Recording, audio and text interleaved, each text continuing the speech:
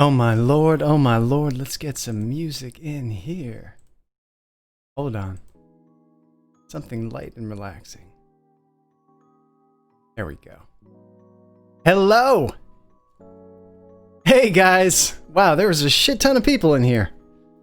Oh my lord, okay. I'm not nervous now. Do I have anything in my teeth? I think I do. That's okay, nobody needs to know about that. How's everybody doing? I'm so glad you could all make it today. Been looking forward to this for 2 weeks. We've got our friends in the lobby right now. So before I excitedly bring them in, just want to say hey to you guys. Thank you for being here today, for making this worth doing, making this, we can share this together as a community. I see Shawn on the regular-ish. I haven't spoken to Ruffin, and I had a good catch-up session for a while. And for any of you guys who've been to the stream before, you know how much I love these people. I started streaming about a month and a half ago. It's been a hell of a ride. I've had a ton of support, so thank you, thank you, thank you. Victoria's here, Haz is here. Guys, there's so many people I want to say hello to. Recrution Mark, Lumi, Crescent. Hey, Kyle's here. Low Floyd. My God, the list goes on. Vinade, Anna's here. And I hope you're feeling better. Trying to do this really quick because I want to bring them in here. I'm so excited. Furby. Oh my God, there's so many people. Guys, this is overwhelming. Holy crap. Yeah, the numbers are getting up there. Hello. Okay, I'm excited to bring them in. They're waiting. They must be excited too. And here we go. But first, drum roll. That doesn't really translate over Twitch, does it? Oh well, I tried. Here we go, my friends. 3, 2, 1. 1, boom, 2, boom, lower down. We bring everybody in, and we're live. There we go. Hey. Everything What's working? up, y'all? Technical check. Technical check. Everybody hears Testing. everybody? 1 2 1 2. Yeah, I can hear you guys. Hey guys. Hey. What's up? What's up, guys? What's up, fellas? Oh my God. Oh my God. It's been too long. Happy Watch Dogs 2 kind of reunion. Yeah, it's Yeah, like man. this kind of worked out strangely, didn't it? Because Watch Dogs 2 is available for free tomorrow. That's pretty sweet. It's a good price. That is, That's a good price. How you guys doing? Ruffin, you gotta let me know what's up. How's COVID been treating you? Oh man. So I haven't talked to you guys in a while. It's been forever. It's been forever. It's been a long time. You guys know I got married. yep. Congrats. Woo! Thank you. During COVID, I have celebrated my first year of marriage. Crazy. But we were in New York. Well, for pilot season, we were in Los Angeles for the month of February. Flew back to New York. Oh, really? Yeah. Which my wife booked a TV show, which is now Sick. on COVID halt. No. Oh, okay. You know, like Wow. most Sick productions. is appropriate, John. Good. Sick. But yeah, man, we flew back to New York. We went down to Virginia for a friend's wedding, and we took 5 days of clothes. Literally the next day, they made New York a state of emergency. We stayed for 3 months. 3 months. 3 months. Oh man, So- in LA, I'm so sorry. well, no, this is 3 months in Virginia. Oh, in Virginia. So LA Oh, okay. to New York, Virginia for a wedding. 3 Okay. months went from 5 days to 3 months. So Gosh. I know Ashley. Ashley got sick. I don't know if you guys keep in touch. Yeah. Ashley Atkins. I saw her tweet on Lenny, for those of you. Yeah, Ashley she did get caught it. Yeah, her and her husband got it a while back. It's been a couple of months now, but they had it pretty rough. She got through it okay, I heard. I mean, it was yeah, she was tweeting about it, so thankfully she's all right. I've had quite a yeah. few friends here in New York get sick, so You didn't get sick? I have not, No. As far as you know. as far as I know. Knock on wood. Yeah, exactly. How about you guys? Shawn, go ahead. I'm good, man. God, I did not get married in the interim. Mostly because I was already married. My wife would probably just Good choice. Someone else.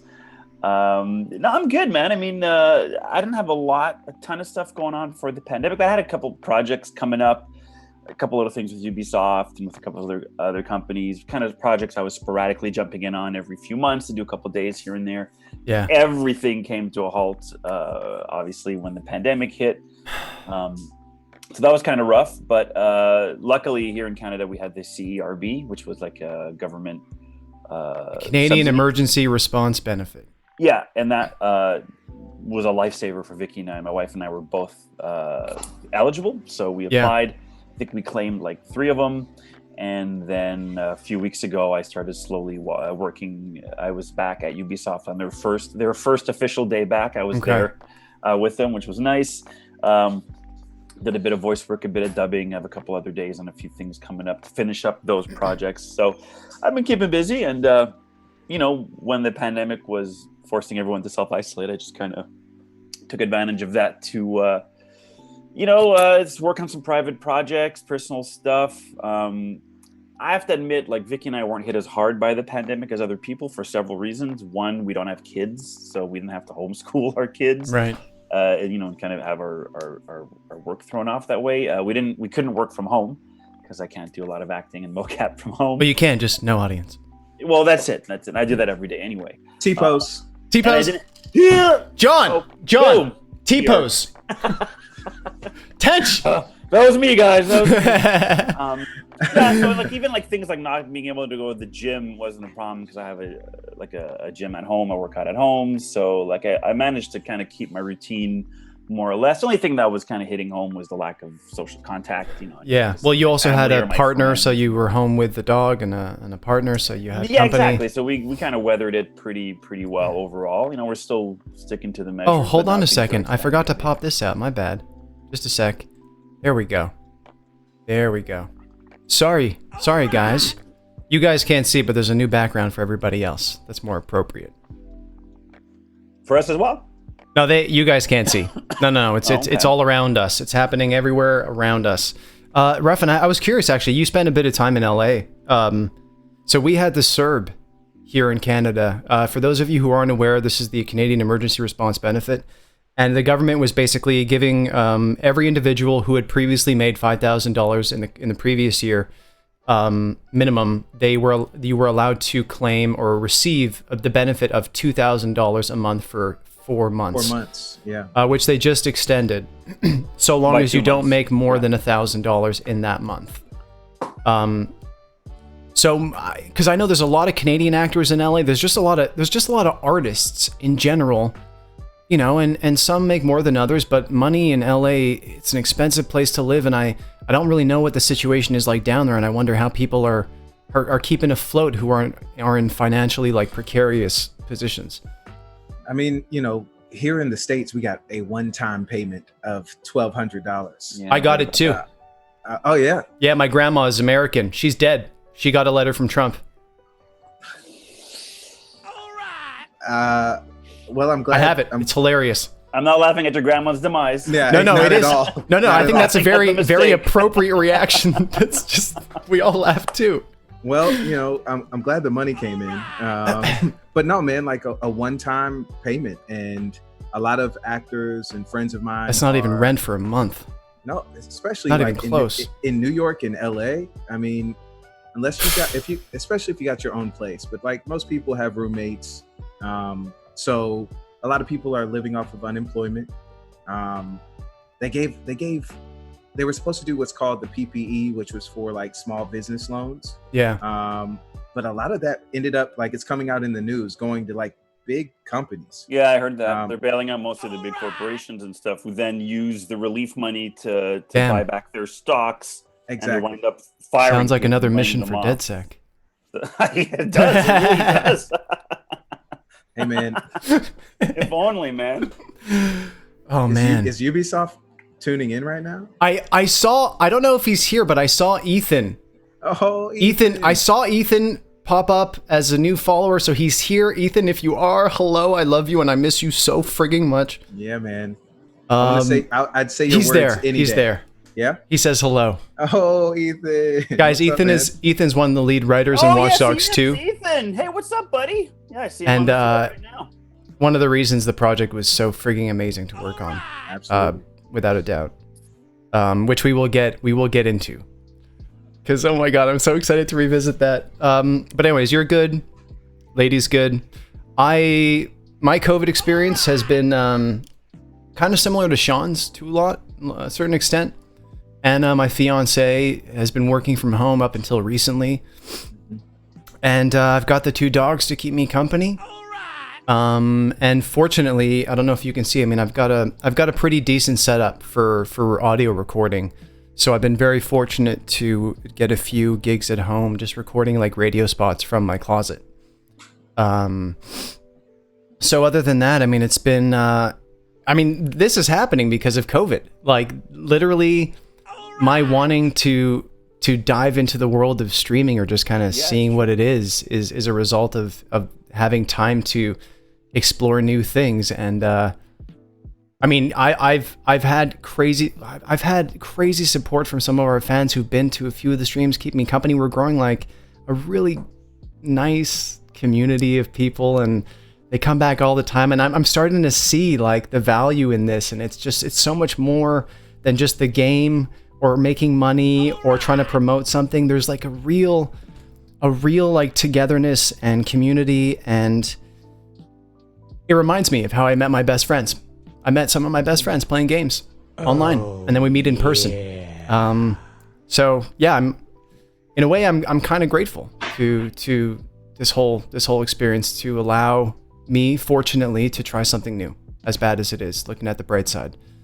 Well, I think that's something, that's a good attitude to have. Whenever your circumstances change and you're put into something that's not your comfort zone, that can be upsetting and it can be scary, but if you can find some way to get some value out of it. I'm not saying yay for the pandemic, clearly. A lot of people No. I ain't raising a flag with it. In a lot of different ways, but some of the connections I've made, experiences I've had, especially people like you I've seen who, really take it and just kind of run with it and find something positive to come out of it. I mean, I have to for my mental health. Well, no, but that's great. I think that's awesome. I mean, I find people do one of two things with this. They either kind of collapse down and keep their head down and wait for it to be over and hope the status quo will come back sooner than later. And other people that go, okay, well, it's the new normal, so let's find a way of making it work somehow. You know what I mean? And working from home, that's something I've started looking into as well. I will help you. We will get that set up. You will help me. I will treat your room. Yeah. We will figure out how to get quality sound coming out of there, and you're going to be... This closet, actually, right behind me is probably going to be the closet I use. Hired. Tiny little closet. So I'm going to be setting that up because I realize the status quo isn't coming back anytime soon, and we're all going to have to adjust to a new way of doing a whole lot of things. Entertainment, how video games are made, movies, everything is kind of shifting. Streaming and all that's becoming a lot bigger now, video on demand. So you kind of have to adapt at the same time, So I think this is a nice encapsulation of that idea. It's interesting. I think more people watch like streams and live video chats and podcasts than most like cable network stuff. And it's just the shift in terms of like, the way content is consumed and what kind of content is consumed is changing. And it's interesting because it's some of the cheapest stuff to produce. Yeah. So that makes me kind of like excited but nervous at the same time because I love big stories. That requires big budgets. That requires a lot of people. A lot of people to pay, big stories, big sets. I think there's always going to be a place for that, but I wonder like where this kind of takes away from, or this new emergence of streaming and consuming content this way, kind of where is it going? changes so fast. And I find as an actor, like I also find myself sometimes wondering, like, shit, should I be getting on board with this? Is this the future? Like, is this, stardom used to be Hollywood movies, right? Yeah. It was movies. Then that shifted to TV. The stars kind of went to TV, and you had big TV stars and huge shows like Breaking Bad, and The Sopranos, for example. Sounds like a sketch called Breaking Bad. And now it's streaming. Now it's online. It's gamers. It's content providers. It's vloggers. It's, stardom has changed the definition. Like, if you even think about movies nowadays, movies aren't sold as much anymore on the stars, the people in it. It's about the content or the premise. Look at the biggest movies in the world in the last year. The Marvel movies, for example, they were less sold on who was in them and more sold on what they were about. So the franchise. Changing time. I'm always trying to adapt and stay up to date and stay current, but sometimes I feel a little overwhelmed. I'm like, fuck, should I be streaming? Should I be, doing this? I felt the same thing, which is why I started. There was an itch, and I hadn't tried something new. Something brand new since like school time. When's the last time you tried something completely new? Completely new. I can't remember. And going out of your comfort zone to me is one of the best ways to grow. Yeah. Like whenever I find myself afraid of something, of doing something, if I feel a little reticent, I'm like, I think that's fear. If it's fear holding me back, then I'm going to do it. Yeah. For sure. Yeah. That's a good reason to do it, because then you kind of test yourself and move outside of your comfort zone. And really acting is a lot about that too. Just taking huge risks all the time and, running the risk of falling on your face and then just picking yourself up and trying again. I had a life coach who said, if you feel fear about something, it means it's worthy of you. Yeah, that's nice. That's a good way of looking. And like if once you feel that kick in, it's like, oh man, I haven't challenged myself or stretched myself in this way, so I feel this way, and it's okay. Like now I need to run towards that and see what happens. And I might fall on my face, which is it's fine. Like it's fine to fail, but you fail so that you do find success. Like. Ruffin, this is a really sorry, Shawn. No, go ahead, John. No, I was going to say that's a really important conversation to be had, because I've been watching a lot of just mental health things recently and kind of how we connect with one another. And I think for a lot of people, including myself, we all say we have this social anxiety. People are nervous to kind of go in big groups. I don't know how to describe it, but people say they have social anxiety, and I say, yeah, I have it too. I don't know how to like put it into words, but I think I've been watching a few videos, and it's interesting. Going back to there was a streamer, forget his name, Byron, who killed himself a couple of weeks ago or a couple of days ago, which is really sad. I heard about that. And I was watching one of his, because he would sometimes stream with his psychologist or a doctor, and one of the doctor's videos talks about how people who are intelligent early in life or smart tend to gravitate towards steering clear of things that can make them look inferior or challenges. And I think one of the interesting things about the way we consume content now, the way we interact with each other now, the stakes are so low. It requires so little of us, little effort to go out of our security to have a conversation or play games with one another, that anything else just seems like a monumental task. And it makes you stressed because it becomes like a work thing or something you didn't really feel like you wanted to do. But now it's like, oh, if I have to see this person, I need to go and do these things. And I know I'm not alone in feeling that. And it's not out of like an unwillingness to spend time with people. It's simply just, I don't know how to describe it. It's like, do you know what I mean a little bit? You guys have any idea what I'm talking about? Are you speaking specifically to COVID? No, not COVID. Just the way we consume content and its correlation between our social habits. Have you find it affected? I mean, Ruffin, you've always been a beautiful, outgoing guy. So like, yeah, I can't. I mean, no, you're just a beautiful person. No, but I mean, there are. I appreciate it, but there are like. Of course, there are circumstances where I'm in certain rooms or I think auditioning is maybe the most social anxiety you can have because, you're sitting in a room and sometimes you might see friends that other actors, Yeah. And sometimes you're sitting in a room by yourself or with actors who you don't know, whose energy is cold. So it's already like socially awkward.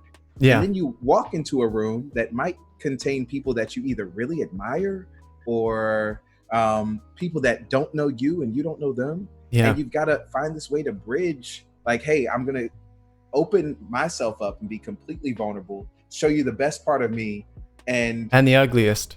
And yeah, the best part, all of it. Yeah. You know, I'm gonna give you the best I've got right here. And you don't know how they're gonna respond, you know? Yeah. But I feel that way in, you know, when you're meeting new people.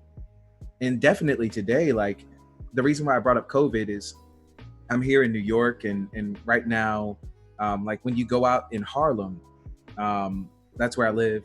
When you go out in Harlem, they've got these outdoor patios for restaurants and like no one's social distancing. It's like people are craving to, you know, be back out in the nightlife and eating outside. And I get it, but I feel so much anxiety even walking past a restaurant because it's so many people and you just don't know, man. Yeah. Yeah. It's pretty crazy. A lot of the families out in my neck were, even 2 months ago had people over in their backyards, no masks, like, and like, I get it. You know, it's your choice. You do you. The thing is, it affects other people and has the potential to affect other people. And that's where. Well, it's your choice, but it's also it's also my choice. I want to go and punch someone in the face on the street. That's my choice too, right? But I'm not going to do it. That is your choice, yeah. Because I care for other people. And I took public transit for the first time since this whole thing started on Tuesday because I had a gig, a mocap gig to get to, and I didn't have any other means of getting there. So I took the bus and I took the metro, and I was appalled at the level of not giving a shit that I saw. Like, I didn't feel safe. For every person wearing a mask, 2 people weren't. Yeah. That's about the ratio. It was about only 33% of people were wearing masks, roughly. The metro was a bit bitter. It was so bitter. It's bigger, it's more ventilation, there's less people, they could be spread out more, but the bus, people were just kind of packed together and breathing over my shoulder. And, you know, I don't want to sound paranoid, but I've just, you know, I've denied myself so many things in the last few months out of this sense of civic responsibility. And I'm going to continue to do so, no matter how other people act. It's just kind of shitty to think, you know, I'm taking all these precautions and it could all be for nothing if I get sick because some person decided they weren't going to wear a mask on the bus, you know what I mean? Or like there's a woman wearing the mask, it's under her chin. She had pulled it down. Yeah. Right? Another person had it like this. I'm like, y'all are clearly missing the point of these masks, man. You might as well not wear them at all if that's the case.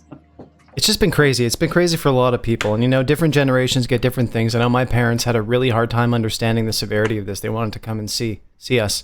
And it's like, no, my dad just had a heart attack. You're taking care of him. I don't want to give you something by accident just because I'm not showing symptoms. And they're like, you know, a lot of parents, especially Anna's parents, were like, oh, it's no big deal. It's going to be fine. It's just, I don't know. It's a difficult thing. Well, I think we're dealing with so much misinformation. I mean, you know, it's kind of funny that the game that brought us together and that we're here because of Watch Dogs 2 was exactly about this very subject, about information, right? How is information processed and tracked and used exactly?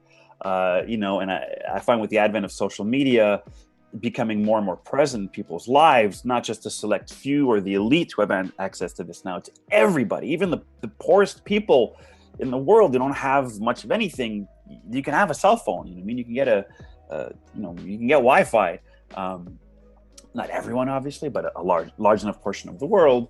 And I find it incredible how, you know, Watch Dogs was almost prescient in how they called, you know, the Trump parallel, Google, all that stuff in the game. Like it's I saw an article like a year or two ago saying that Watch Dogs should have come out now, right? That if Watch Dogs had come out last year, it would be way more relevant because it was almost like ahead of its time with what it predicted. But what I find shocking and something that we, or I at least, could never have anticipated is how information is used today to divide and politicize, right? Like months ago, I'm like, that's well, the worst. you know, the you know, given how the disease is transmitted, I was telling this to my wife just like 2 months ago, I'm like, to me, the solution would be everyone should wear a mask. That way we can all contain our own contagion to ourselves. But it gets politicized. Lower.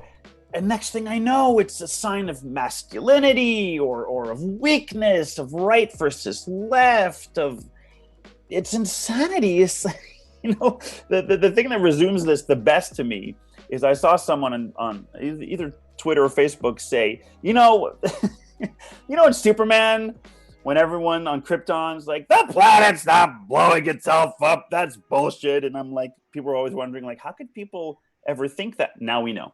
Yeah. Now we know. The evidence is in your face, and everyone's like, oh, it's nothing. Yeah, people tend to not care about problems until it smacks them right in the face, it seems. And even then, like, they won't be convinced half the time. Where's compassion? It's just, people are so looking out for themselves. They're scared.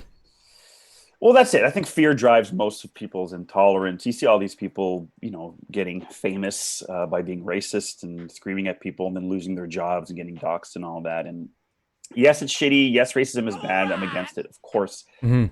And I was talking to a friend about this just yesterday, and it's easy for us to be like, fuck that guy. He's a piece of shit and he's a racist. But racism comes in so many different, flavors and subtleties, right? That someone who would have bigoted views would also not hesitate to help a black family on the side of the road whose car broke down. You know what I mean? Like it's not this polar thing where it's like Ku Klux Klan and lynchings and burning crosses. Those are racists, and you're either that or you're completely non-racist. Everyone falls somewhere on that spectrum. Absolutely. So it's just, so I see a lot of fear driving people's reasoning. They want control, right? Because the problem with this pandemic is you can't point to a person and go, it's your fault, right? Trump tries to do it by blaming the Chinese, and, racist people will blame immigrants, but really it's a pathogen. It doesn't give a shit what your race is or what color your skin is. You know what I mean? So it can't be politicized, and yet people still are. And the result is people are just kind of, it's one weird thing about now too. I mean, Ruffin, you'd probably be a lot more savvy on this, but especially in the States, because in Canada it's just a little bit different. Mind you, we are kind of still like a two-tiered system, so it's similar in that respect. But it's impossible to have conversations. You can't healthily disagree with anyone anymore. It's either you agree with me or I hate you. It's interesting. Here in the States, I feel like there is a sense of complete divide because there's no effort for unity. And this is, people are going to have their own views. I don't necessarily want to get into politics. No, we don't have to. But all this being said, it's an election year. And so anything is political. Sure. Everything is political. Everything is political because people want change or they don't want change. And this is the year that decision is made. And so the fact that that gave me chills, man. That gave me chills there. Dude, there are conspiracy theorists who believe like this COVID-19 was created for this time by the Democrats or by the Republicans or whatever. Like they believe that this is a vehicle to help the election or harm the election for whoever you're for. So I mean, it's just piggyback off every opportunity. Exactly. With that being said, like people are dying. Like let's focus on like the humanity and the heart and the love of the situation, like being able to empathize and understand. Oh man, I miss you, dude. But that's what's missing. Yeah. I don't care what your political views are. And the same thing falls with racism. Like if you're not coming to me from a place of love, then yes, we're going to have a conversation. I don't know if I can change you, but if your heart is open to some degree, at least you can hear me. And that's where it starts. And I think people are so closed off today and like want to stick to where they are and not be able to have open conversations. Not to say it's going to be easy, but that's the only way change happens. So I agree. And I worry because of the way we consume information now, the way we communicate.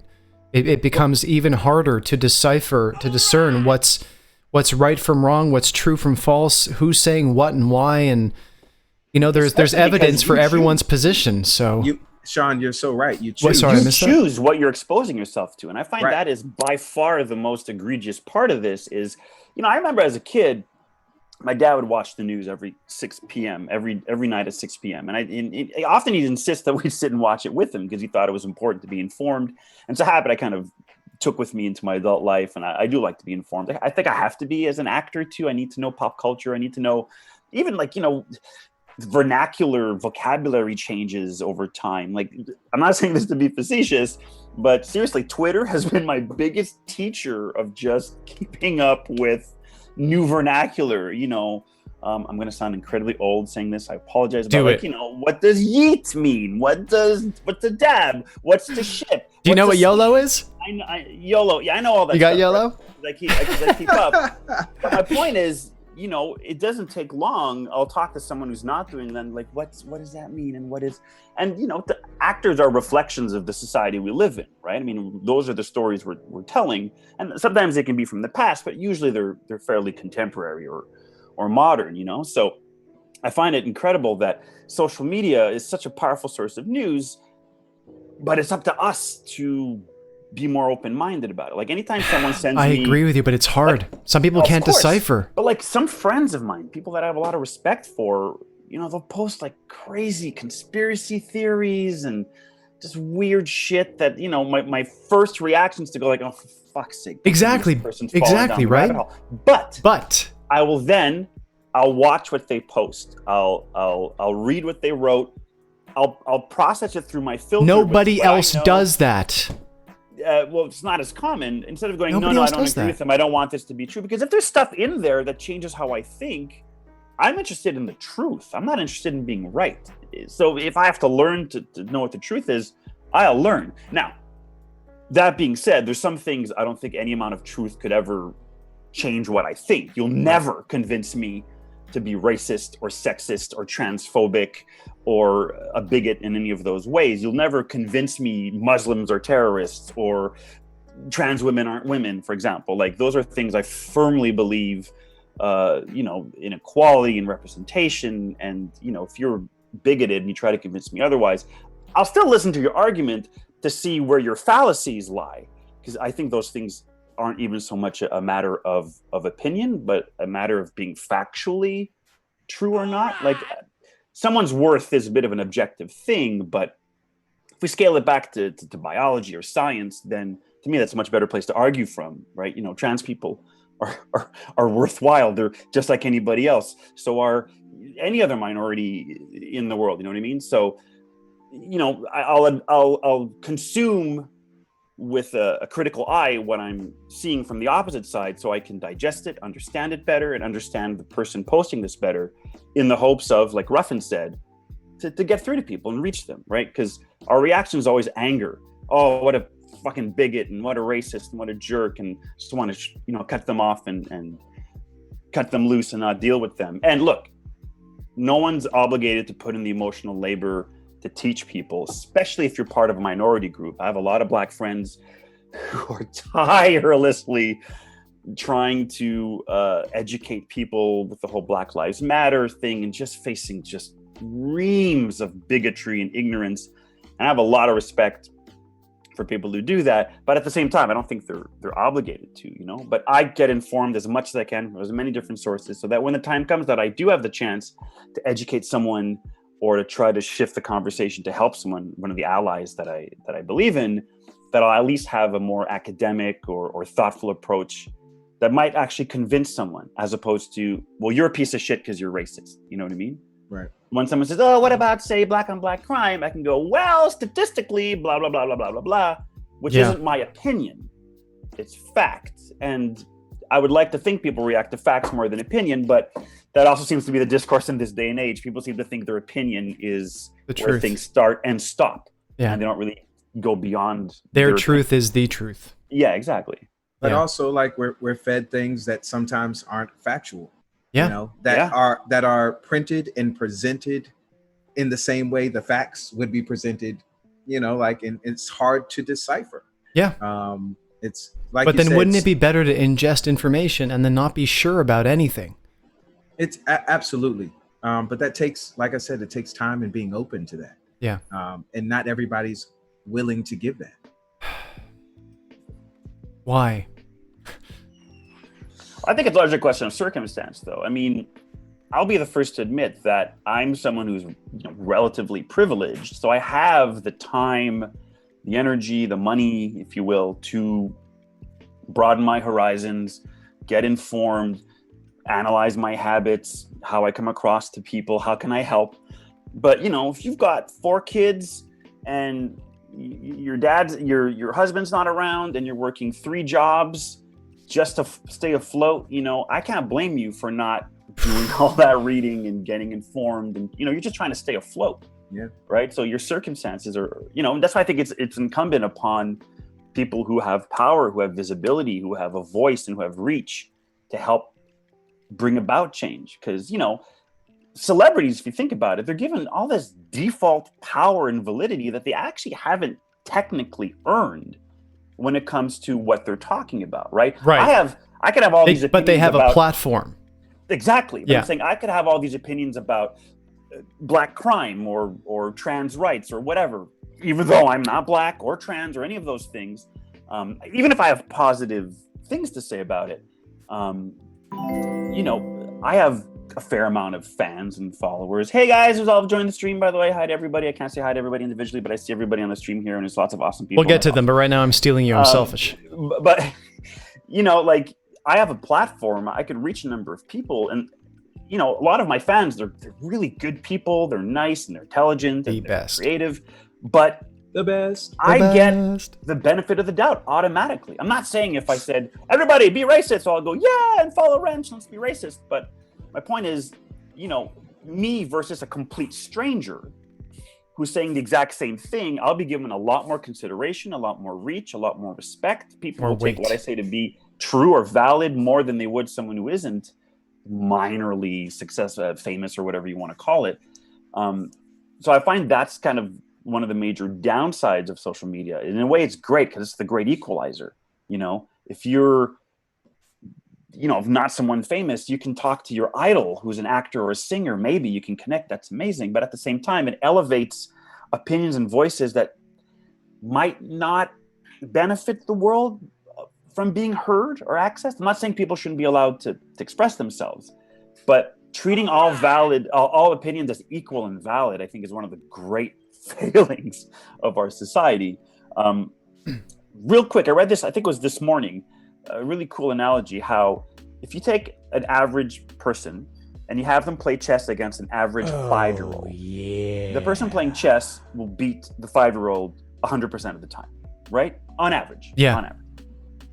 If you take that person now who beat the 5-year-old and have them go up against a chess grandmaster, the grandmaster will defeat that person 100% of the time as well, right? So the relative distance in terms of academic knowledge, experience, application, the gulf is pretty wide, right? And in all practical terms, that adult man might as well be the 5-year-old going up against that grandmaster. So it was an analogy to say, like, in our today's society, you have people who've spent like 30 years researching disease and pandemics and transmissibility and all this stuff. And they're like, okay, here's what's going on. Here's the parameters. And then you have Joe, on Facebook, who read an article that his buddy posted about 5G networks causing COVID. And all of a sudden they're here. They're neck and neck. It's like flat earthers versus anyone who's ever studied science. Same thing, right? Like, they'll have them debate one-on-one in a news show. So anyone watching this is like, oh yeah, well, they're two opposite and equal opinions. When in fact, if it was an accurate representation, you'd have 4,000 scientists debating Joe Mullet over here with his buddy, and that would quickly not go anywhere because they'd realize the weight of research and experience just vastly overwhelms what their opinion is, right? Yeah. So I think that's the greatest fallacy of social media, is there's no arbiter. There's no one, and which is dangerous too, but there's no one to say this is true, this is false, this is valid, this is not. It's scary though. It goes back. Oh, sorry. But I was just gonna say, like you said, Shawn, you can choose. Yeah. Like, you can literally take your time to hear this person's point and be like, based on what I've researched and what I know to be true, I unfollow, I take you off my timeline. You can choose what you digest.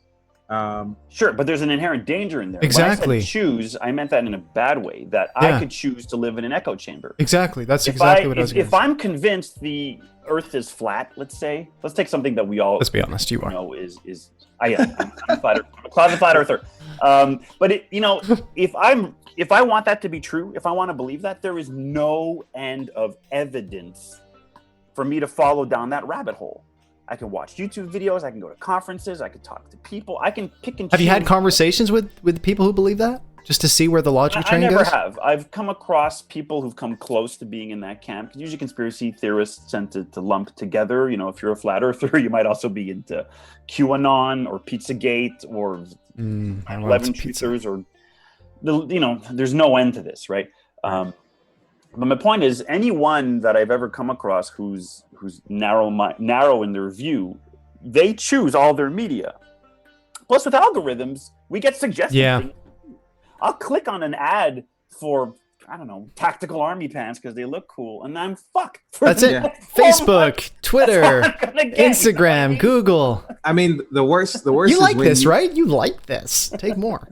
The worst is when you say tactical, and it shows up on your phone. Like, yes. That's some creepy shit. That's so messed up. Man.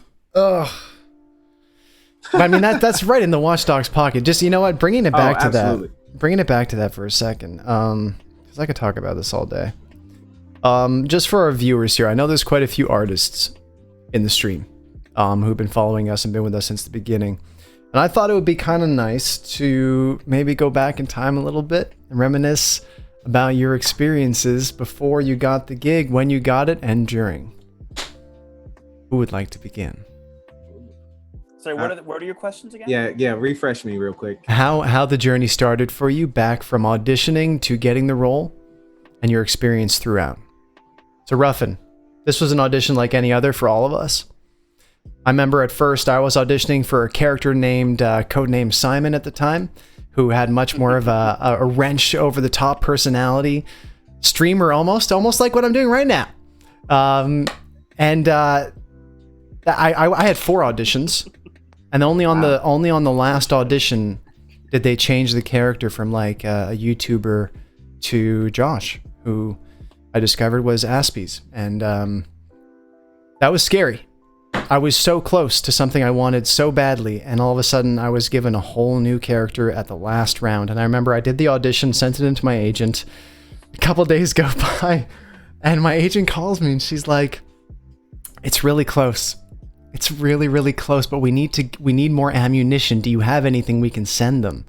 And I was like, "Fuck, Susan, I don't even know what to say." I mean, I've done 4 rounds. I have my demo tape. I don't have anything else to show.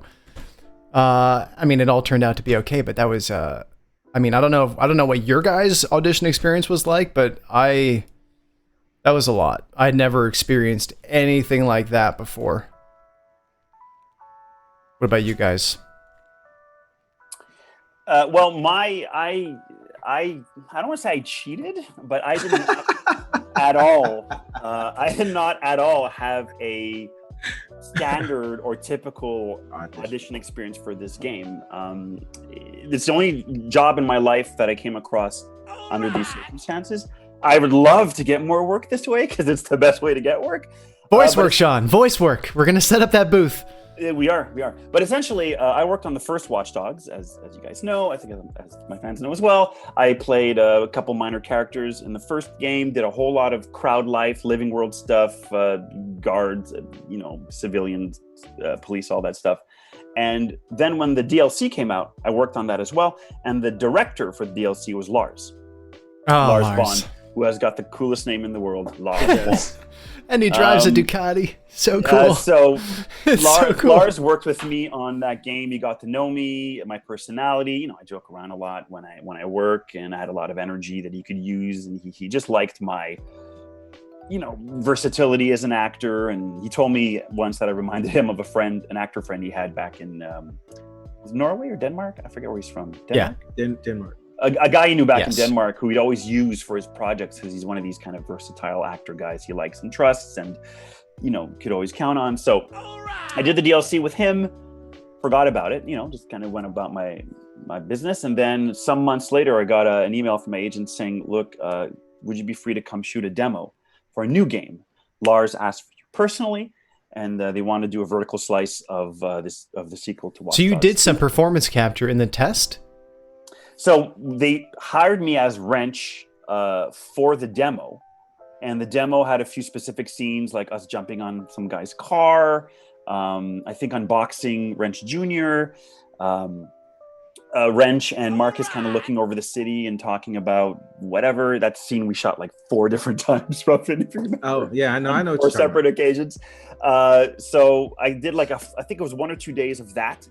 They had actually hired another actor to be Marcus. I don't know how much people know this, but this really great guy named Matthew Brown, I believe was his name. Guy from Toronto, super nice guy. Different dynamic than you and I, Ruffin. Still good, but just different. And he was great. You know, I liked his energy. We had a lot of banter with him and Wrench. I remember specifically I slapped him on the ass once and said, "Good game." Ooh. Ooh.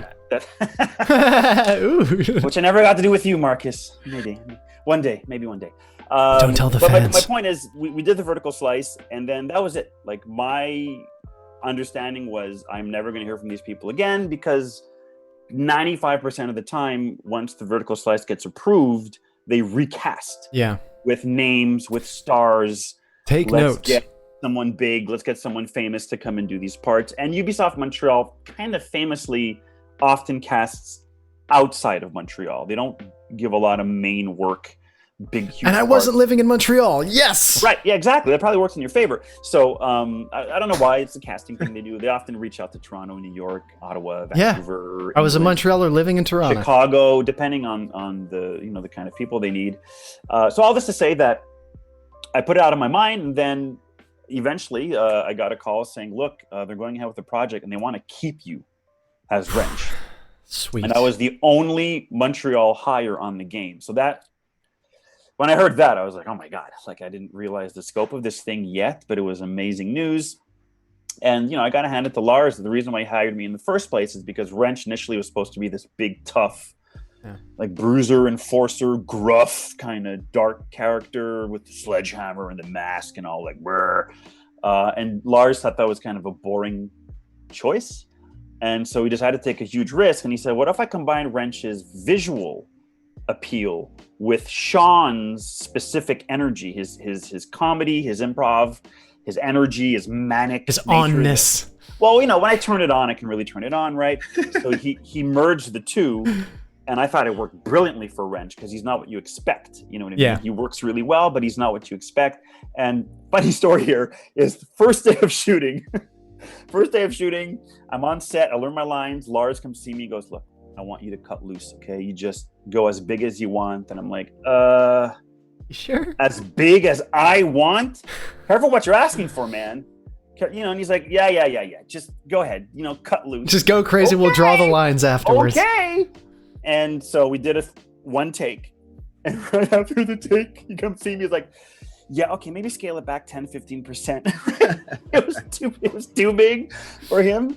But once we found, and thinking back to my choices as Wrench, he was a bit more cartoony at first, and it didn't fit as well. But once we found that pocket, we went ahead, and then they recast everyone. Well, they recast Matthew, unfortunately, but fortunately they cast Ruffin. And we connected super well. And then I remember you got in touch with me, John, to say, hey, man, we're working together on this game. I didn't really know who you were. I just knew But I knew you. I knew that I'd worked on a short film with Victoria Sanchez. I was like boom operator on one day, and you were shooting in La Foufs, doing like a kissy sex scene in the bathroom. Yeah, when I played the punk, you worked on that. I was working on that. I was Wait, one of her crew members. Guy for the bathroom. Just for I don't think I was booming for that one, but I was booming in a scene we were shooting upstairs. You know how there was like a 2-floor venue there. Yeah. So I was booming for a bit on that. Yeah. Note to the fans, I did a movie many years ago in a French film called Trois Saisons. Where I play this really aggressive, nasty, dangerous squeegee punk, and I have a really great scene in a bathroom where I'm having sex with my girlfriend, and then I beat a guy up. So if you guys want to see that, look at Trois Saisons. I don't know where you'd find it, but there you go. No idea. So what you're saying is Dubsky knows you really well. He does. He Oh, probably knows yeah. what my bare ass looks like. Yeah, I was the boom operator above the concert, and I was your fluffer in the bathroom. So what about you, Ruffin? Okay. What was your experience? Transition. Bring us through, because you were an actor, you were working a little bit like me, getting some gigs, and all of a sudden this falls in your lap. Take us from there. So it's so interesting, man. Like, I didn't know. I knew it was a video game. I don't get a lot of video game auditions, and definitely not so we've got Rockstar here in New York. And that's pretty much the only company that like has in-person auditions for potential mocap characters here in New York, typically. Out in LA, there are way more video game companies, just like I'm sure Vancouver has a decent amount of video game companies as well. Yeah. But all this being said, I knew I had a video game audition. This was my first one, like in person. Typically, it was just voice stuff. And I go in, and I'd been in for this casting director a couple times for TV stuff. It was Lars, and maybe Chris was in the room. Oh, so you were in the room. I didn't get a single in the room audition, dude.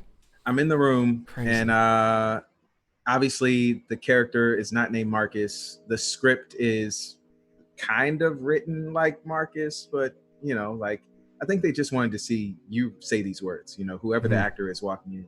And I go in and I do my thing, and I was like, man, that felt really good. At the time, I can tell you this. At the time, I was there's a rapper named Logic, and he has this song called Under Pressure, which is like from one of his first albums, maybe the first one. But I was really into that song. It's like a 9-minute song. And it talks about how he's under pressure to be great and to achieve certain things for his family and the people that he loves. And, you know, I won't forget you and all that. So I remember getting to the audition, and I had some extra time. I was feeling some jitters, and I just put that song on, and I did a whole walk around the block and came back. And by the time I got back, the song is ending and I'm ready. And so I walked in, did my thing. About a week later, Lars flies back in. I've got a call back. And so I go back in, do my thing. And he was like, you know, I don't think he like told me I was going to get it, but he kind of was like, this is what we're looking for. Wow. And so, yeah, man, what's interesting is this is through my commercial agent in some weird way. Oh, yeah. My commercial agent handles video games. And so she calls me and she's like, look, they really like you. They want you to go into the studio. Now they want to hear my voice. And Shawn, that demo that you shot, I had to lay my voice over, I had to ADR my voice over all the stuff that you guys did. Really? No way. They had you sub in for Matt. I mean, just ADR. Yeah, but to dub over his. Oh wow! And then I didn't know that. I guess to hear you guys together. They put the camera, you know, in front of my face to match up my facial movements with the ADR that we did, and that was my first. They remapped the character for the demo. Oh shit! I did not know that. Because they had to pitch to Paris. Right. Yeah. And so once that happened, then I got flown up. Oh, you already got it. Hey, mine's upstairs. I don't have good eyes, people. Good eyes. I got flown up to Montreal before we shot. Yeah. And at this point, it was pretty much mine, and I was super excited. And so like Lars took me to all the floors, and I got to meet some of the developers, the writers. It was really cool, man. And I remember feeling like, yo, somebody is really betting on me. I can say this, and for those of y'all listening, like, of course, like you have to believe in yourself, and like you have to pour your heart and spirit into what you do. But there's no better feeling when you feel that and someone else trusts you to do that same level. Oh of work. Man. One of the greatest compliments I ever got is I remember they said, do you want to come by Ubisoft to meet with the producer? So I went and I met with Lars, but I already knew him at this point, so it was maybe more of a formality. And, you know, they took me up to the Watch Dogs floor because at Ubisoft, for fans, if they don't know this, but Ubisoft tends to divide their floors by project. Right. So you'll have like, Far Cry and Splinter Cell and Rainbow Six and different floors, departments, so everyone can work together. And I will never forget that feeling of being brought up out onto the Watch Dogs floor, this vast sea of computers and people, like dozens of people working their butts off, artwork all over the walls, giant, size paintings of Sitara and Marcus. Plugging myself into the Matrix and going right there. And Josh and all of the members and people who were part of the game, and just to see all these people working on something that, it doesn't exist to make me look good, but it's all pretty much infrastructure for what I am going to bring. It's like when you're an actor in a movie, the makeup, the catering, the DP, the grip, like everyone kind of is there for you in a sense, because without you, they got nothing to focus on, to produce, right? So it was this incredibly humbling feeling of just seeing this vast machinery in place, this artistic machinery working and chugging along to produce this game. And then, we had tours with the other actors, and I met you guys and all that stuff. But before that, I remember I ran into people I knew from other projects, floor managers and stuff that I'd worked on with other projects. And they were like, "Hey, Shawn, congratulations. We're so proud of you." Like, they were just so happy I was there. And I got the impression that a lot of them felt that I had earned this, or I deserved it. Not because of an audition, but because of all the time I'd put into all the various projects and my generosity of spirit and time. And I'm not saying this to toot my own horn. I'm just saying, I'm a very present person at Ubisoft for various reasons. I have been for over a decade. So it really felt like it was a culmination of all that. And then I found out later that all these people at Ubisoft pulled for me. They all kind of, spoke to whoever they had to say, "You guys have to keep him. He's too good for the part. Don't replace him." Because apparently not all the producers were on board. Some people were like, no, let's get someone with more of a name or more of a whatever. But at the same time, I was like, sure, you can replace me, but Jesus Christ, if that's what you're looking for, who are you going to get? If that's what you want, what I did, but like, even what, bigger or better or funnier, like more energy, And ultimately, Lars, when I asked him, I said, "Look, man, don't take this the wrong way, but why me? Why did you pick me for this? Why'd you hire me for this? It could have been anyone." And he said, "Hey, man, I saw that short film you made a couple years ago, The Punisher, the one that's the poster right over my shoulder here. Yep. Boom, Punisher. I can't reach over Ruffin's screen. And I remember when I saw it, I thought, I want someone with that amount of passion working with me on a project. You know what I mean?" Mm-hmm. I remember thinking like, wow, that wasn't the point of that film at all. I just wanted to, shoot some people and shoot some guns and do a fun film. But that ties into what you were saying, Ruffin, about, passion and drive and investment in yourself and in your career. Such a determining factor in what we do. Talent's important. Sure, looks are important too, depending on what you're going for. But I think that kind of fervor and passion and drive, I'm not surprised I found that in everyone who was hired in the cast. Everyone I worked with reminded me a bit of me in terms of their outlook towards what we do and how invested they were. Very true. And I think that's really what was captured with DedSec, was all these people, that same kind of fiery passion. Even though I find it interesting that we all came at this from really different directions. You know what I mean? Yeah. Okay. Sorry. Yeah.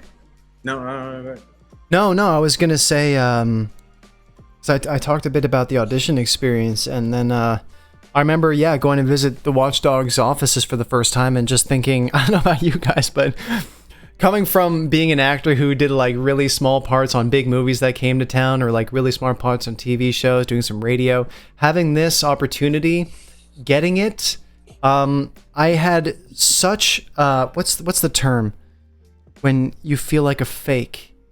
Fraud. But there's fraud? When you have this imposter syndrome. Yeah. I had such imposter syndrome because, as you described, you walk through the floor and there's a bunch of people already there who've already seen you. They've watched your audition. They're working on the character. They're building things based on what they saw. So like, they're excited to meet you and you're like, holy shit. I hope I don't disappoint them. Like, they've been working so hard, and like you said, Ruffin, the feeling of having someone else trust in what you're about to bring is a wonderful feeling, but it's also terrifying. Maybe it gets easier the more experience you have, and it's one thing to be confident. I'm a confident person, but I knew what I was about to undertake, especially with Josh being Asperger's, and just knowing the potential danger I was stepping into was so terrifying. Because the last thing I wanted to do was, one, just do a bad job in general, but then on top of that, do a bad job and make a lot of people very, very unhappy. Well, you had by far the biggest challenge, I think, out of all of us. Not to take anything away from Ruffin or Tassia or Tench or anything, but you know, the characters we played were much more straightforward, you know, and at the risk of sounding a bit crass or crude, you know, Ruffin's not going to mess up being a black man, right? Because he is a black man. I'm not going to mess up being a smartass, because I am a smartass. But you don't have Asperger's, and you're not on the spectrum, at least not in a significant way. As far as we know. As far as we know.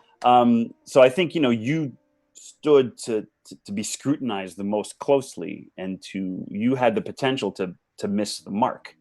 You know what I mean? But what I'm really grateful to Ubisoft for, and guys, for those of you who aren't aware, Ethan, who's also in the chat and one of the writers, was I want to find the word, was instrumental in helping guide Josh in the right direction. Because I had done a little bit of research on my own. You know, I read a book, Look Me in the Eyes, John Elder Robinson, who talked about his experience only discovering in his late 30s that he was Asperger's, and then recounting the story of his life, going through each age sequentially by chapter.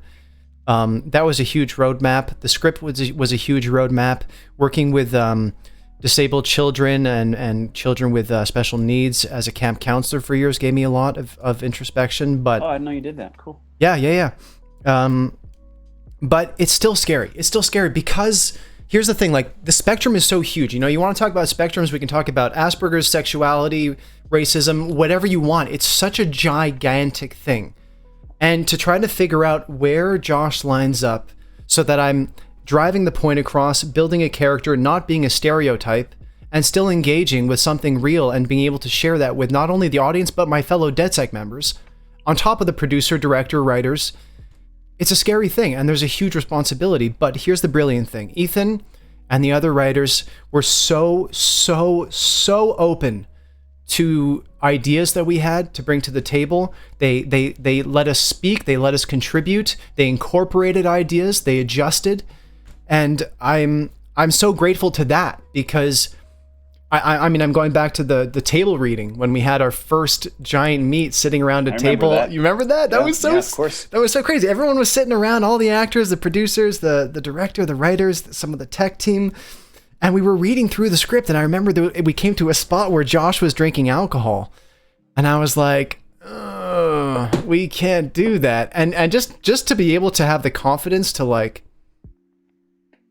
put your hand up and try to voice an opposing point of view to what was on the script was scary, but they took it. They listened. They were open. They laid the groundwork to be very open, though, so that we were always encouraged to... But you don't know that as an actor who just comes in? I find they did communicate that pretty well. I mean, I had an advantage you guys didn't have, that I had known Ethan. You had a relationship. And a few other writers before the game, and that's part of the reason why they cast me, is because once they took me on as Wrench, Ethan told me he specifically adjusted Wrench's dialogue to be much more aligned with my personality, sense of humor, and also my just really love smart of pop culture. Yeah. Right. Thanks, Jonathan. But, like, you know, I remember having a conversation once with Ethan. I think it might have been like the merits of, you know, Predator versus Aliens, or everyone's favorite RoboCop versus a Terminator. Like, these are literally the conversations we'd have in between scenes on other projects. And I think Ethan quickly came to be like, oh my God, this guy's a gigantic fucking nerd. This is great. But it's true, though. It's true. And that's what's great about it. Use here, and they're like, just go out. So, like, it's the only project I've ever worked on where I'd get a script a couple days before going into studio, arriving on set, and I'd just be reading the script going, yes, yes, yes. Oh my god, I get to do a monologue about like Yautja sticks and predators and the merits. Oh, I bet you had a friggin' field day with that. You know what I mean? As opposed to like, what's a Yautja stick? Yo, Siska, what's a predator? Come on, Siska. So it's such a dream come true to have that kind of synergy. I've never had that with anyone else in any other project to date, because they were kind of unique circumstances in a sense. Certainly not the norm. And then, sorry, Ruffin. I was just gonna say, like, I'd get on set and like it'd be written, and we'd be getting ready to shoot one scene in mocap, and like I'd go up to Lars, and he'd be like, "Yo, whatever comes out, just go." He gets it, and it was like such trust that he felt like we were the characters. And I can say this, John, I'll never forget when we were doing the mocap and you were shooting the scene in the porta potty. And that was our first scene together. The first scene. That was our first scene. We played that mission a couple of weeks ago. First scene, brother. When you walked out that porta potty, I said, this dude is Josh right now. This is no longer Jonathan. That's Josh. Oh my God. So all this to say, man, like whatever fear you had, all the work that you poured in and like your heart and dedication, I was like, that's Josh. Done and done. You did it so Thank you, man. But from the first moment you walked out that porta potty and I was like, let me get this man home. Let me get Josh back to you know what? That was so important because what I saw in you, I saw the relationship, and that's something you can't see. I saw in you what we had together. And that was the basis of the trust and the confidence and just everything, man. Yeah, man. God damn. Oh, man, I miss you guys so much. So we did the game. We shot. We had some amazing scenes. Some of them, unfortunately, got cut out of the game. Yeah. That happens, though. Which happens. Some of them I wish had stayed in for important reasons. But that being said, it was, I mean, come on, we're coming to work every day, getting dots drawn on our face. We get to hang out with some of our closest friends at the time, get to play characters in this amazing world, get paid for it, go home to a hotel room. I mean, not me. I just got to go home. Well, you didn't. You should have moved to Toronto and then gotten the gig. How come I don't get a hotel, guys? But I mean, just every time I think about those jobs, I'm spoiled. I'm spoiled for having done Watch Dogs 2. And I'll tell you why. I agree. It's still a highlight to me of my career. Regardless of the outreach it had or the impact it brought to me, just in terms of like work, in terms of like a job, you get to come to work every day. You're there Monday to Friday. You're working 9 to 5. You're among other nerds, storytellers, people who are excited and giddy about what they're about to make. Oh yeah. It's not like and this isn't true of all sets, but working on set is difficult. People are tired. Sometimes you're walking onto set where people have relationships and they're just angry or frustrated or whatever it is, and you just feed off of that energy. So working on set versus working on a video game, now that I've had a taste of that forbidden pineapple apple pen, it's just it's hard not to compare.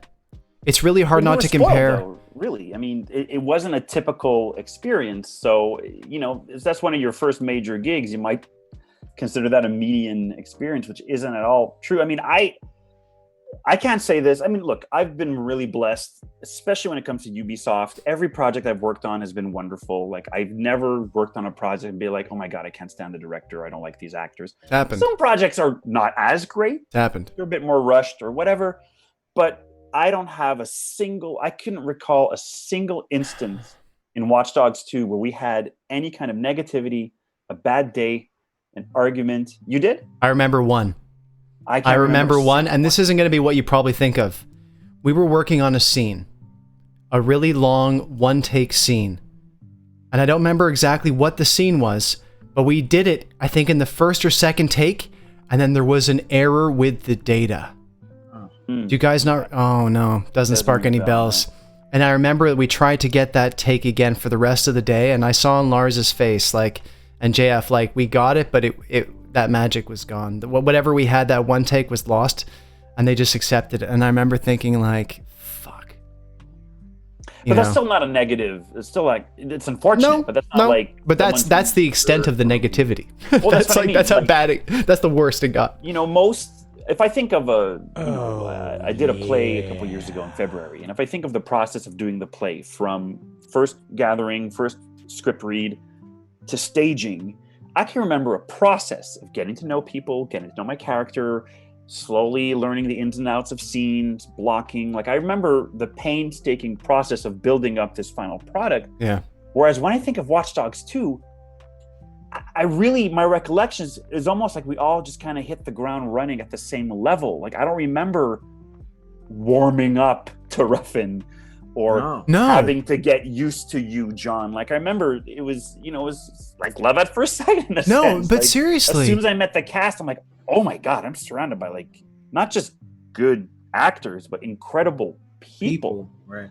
And that was so encouraging to think like, oh my God, the next 6 weeks are going to be with these really good people. Like, because it'd be easy for Ruffin to walk in with a whole lot of fucking attitude, coming in with. I don't think that'd be very easy for Ruffin.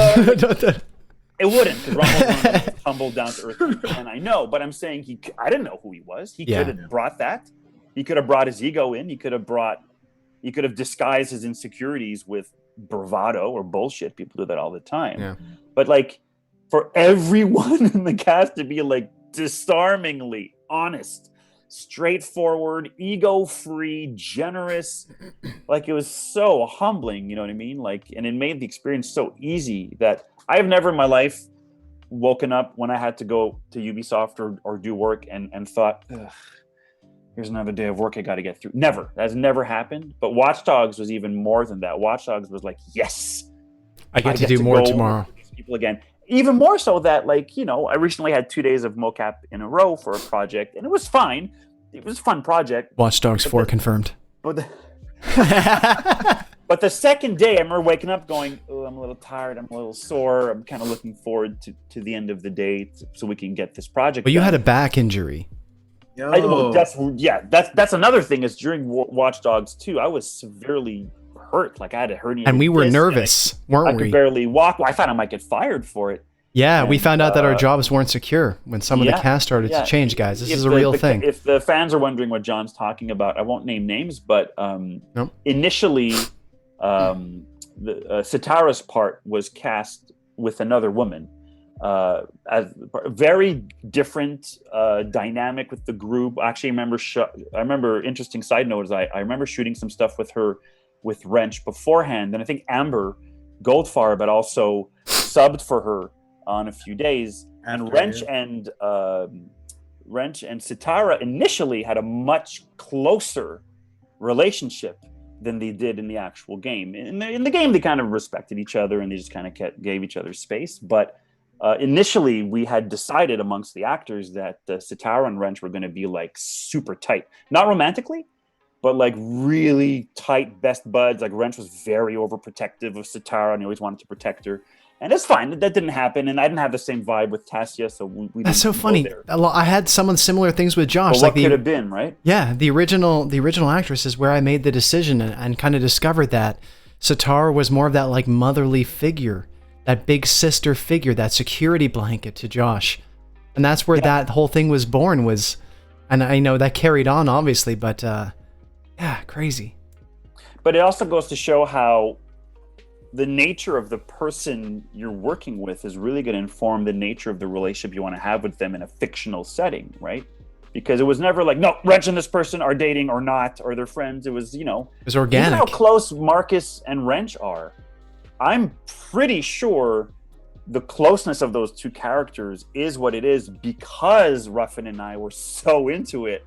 Yeah. As opposed to if I had been more standoffish or Ruffin just wasn't having what I was giving him or whatever, that would have shaped the game down the line as well. But because because Ruffin's so generous and accepting and good-natured, we got to have this incredible synergy. Same thing between you and I and you and Ruffin, and then just, don't forget John too. John, this whole other X Factor dynamic, what he brought to each and every one of us, individual relationships with him, it was just great. T-Bone, by the way. Michael Xavier, Horatio. Oh, man. Yeah, man. Like, I would have, he's the one I knew the least, and I would have loved a more of a relationship. We didn't get enough time with him. But that's it. He it's interesting how someone in the comments said Horatio almost felt like an afterthought, like he was added after the fact. I don't know how true that is, or how I wouldn't much agree was with planned that. off the top. I thought he had a fair amount of presence and agency in the game. Like, it seemed like he was planned around. In terms of writing, it seems like and this isn't my opinion of what he did, but like that's a narrative tool, a device. Yeah. So, Yeah, I mean, I remember shooting, spoiler alert, the Horatio death. Dude, that was so sad. That was so sad.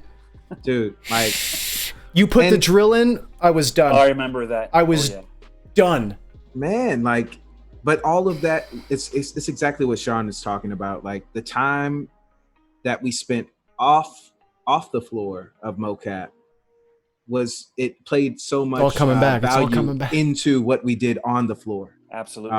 And the people, like, I'm looking at Horatio dying, but I feel this way because I respect Michael Xavier and the times that I've had with him and our conversations. Like, Mike and I, since then, if he's in LA, when I happen to be in LA, we catch up. Like, you do? We do. That's so cute.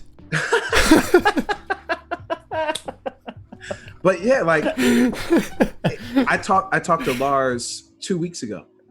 Oh, really? Did you really? How's he doing? He's doing well. Ironically, it's about what I feel like, Dubsky, you were about to bring up with the scenes that didn't make it, but it was about that. I still wish. Oh man, that was an opportunity, man. That was an opportunity. We poured our hearts into that. But all this to say, like, everything that we did off the floor factored into what we did in our performance, and it made it that much easier. Like, sometimes if you don't trust a person, that, like, as a person, when you get on the floor, it's hard to make eye contact or like to really like look and trust them in a scene.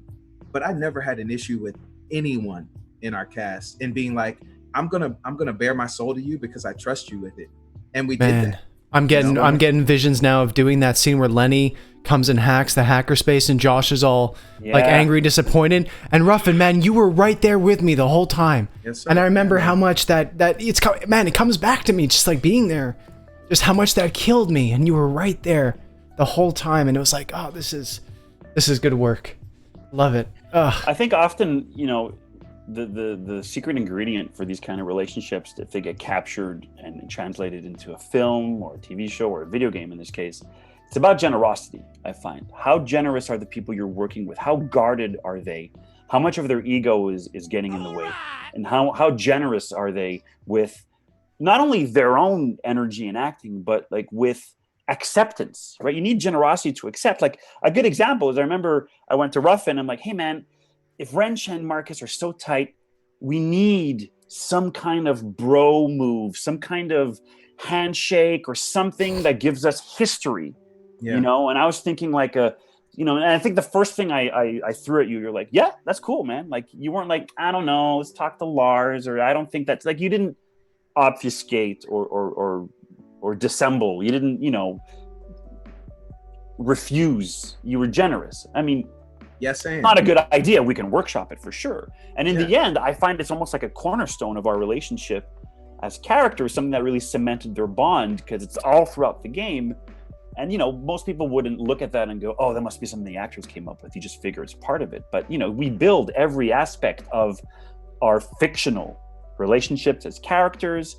But when we have real life connections, like the 5-6 of us did, a lot of that gets filled in naturally in the performance. Like, at the risk of sounding a little cheesy, Wrench loves Marcus the way he does because I love you, Ruffin. I think you're a great person, and I connect with your spirit and your soul and your generosity. I would do for you as Wrench would because I care about you. Same thing with you, John. Tench as well, and Tassia and the whole gang that we worked with. I didn't have to invent that. I didn't have to overcome a personal dislike for any of you guys or problems I had with feeling inadequate or any of that bullshit. It was just because everyone was open, we all fed off of each other. The danger is if one person is closed off and is abusive or not there for the right reasons, then everyone else suffers because they're vulnerable and they can get hurt. That's what sequels That's are why for. I think we were so blessed, as everyone was on the same level for this. So it made such an incredible, safe space to be creative. And I really think that was captured and transported into the game, because that's really what people connect to. More than anything throughout the years, people have always connected to DedSec, not, oh, I love the shooting mechanic in Watch Dogs 2. The shooting mechanic's fine, whatever. The hacking is fine. But the thing people come to me and go, I love this. It's us that they love. It's the connections, the humanity. Yeah. Like shooting the scene on the beach, or shooting or shooting. Which one? Where I smash Shawn's nuts with a can? Where you hit me in the junk with a can, yes.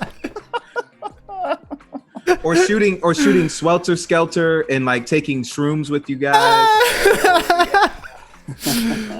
Oh my God, intense performance. I was watching you guys on the floor when you were in front of the fire and he was becoming this big thing. But then to like remember his performance and then see what happened in the game, I was like, I couldn't see what they saw. So I didn't understand what John was doing, and it was weird. He's just like getting all big and puffing up his chest and like just encroaching on your space. And I'm like, what the hell is happening here? Oh my God. But those moments where like the whole gang was there, and like the synergy of, you know, like a great scene partner is like tennis. If I hit you the ball, you hit it back, and we just continue to do that. And that's what it was. It's just like I could lob it up in basketball reference, and Shawn is gonna throw it down backwards. You know, like it's easy. Like, even though I'm terrible at basketball, I would still do that. He's still gonna do it, or he's gonna try. But like, you know, I think what Ruffin's saying here, how I interpret it is, you know, most of the time I didn't even feel like I had to put on wrench. I could just be me in that context, and that was exactly what we needed.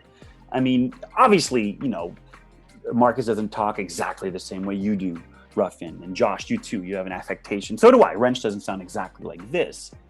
But, you know, I can think of so many other projects where before we roll, before we even get into rehearsal, I got to be like, okay, focus up. Why am I here? What do I want? How do I go about getting what I want? Whereas Wrench was such a good fit, and all your characters were such a good fit for all of you, we could just be ourselves, be present. And to me, there's no greater acting than just being true in the moment, right? So like that to me, again, I keep talking about all these really unique situations for this game, and I don't think people realize just how unique it was, because this isn't the standard I've come across in anything else I've done. I haven't had as big a part in anything else. That's also a factor, but I just don't see that. But I've been on set for other projects as minor characters, and that to me almost seems like a point in time that may not come again. You know what I mean? Like when everything just, to me, Watch Dogs 2 is almost like you know, Star Wars, or like any of these movies or events that come out at a specific time in history, at a specific place, with specific people under specific circumstances, with specific problems and obstacles too, that force them to go above and beyond.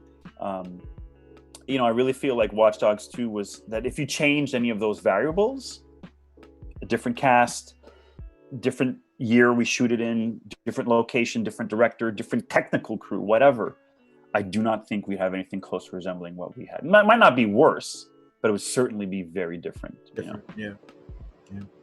And it was a crazy experience, and it was over too soon. I remember the very last day shooting, last scene, and you know me, I'm an emotional dude. I just I let it out, and it all came down. I knew it was my last take, and I'm going back there again. Don't do it. And I do find that's one of the roughest things about what we do is, and I find especially motion capture, and here's why. When you shoot a film, actually, Ruffin, you could probably speak to this because you were on a series for quite. Are you still doing the SEAL Team? I'm not on it right now. Yeah. Okay, but is it ongoing? Or are you? They're still shooting.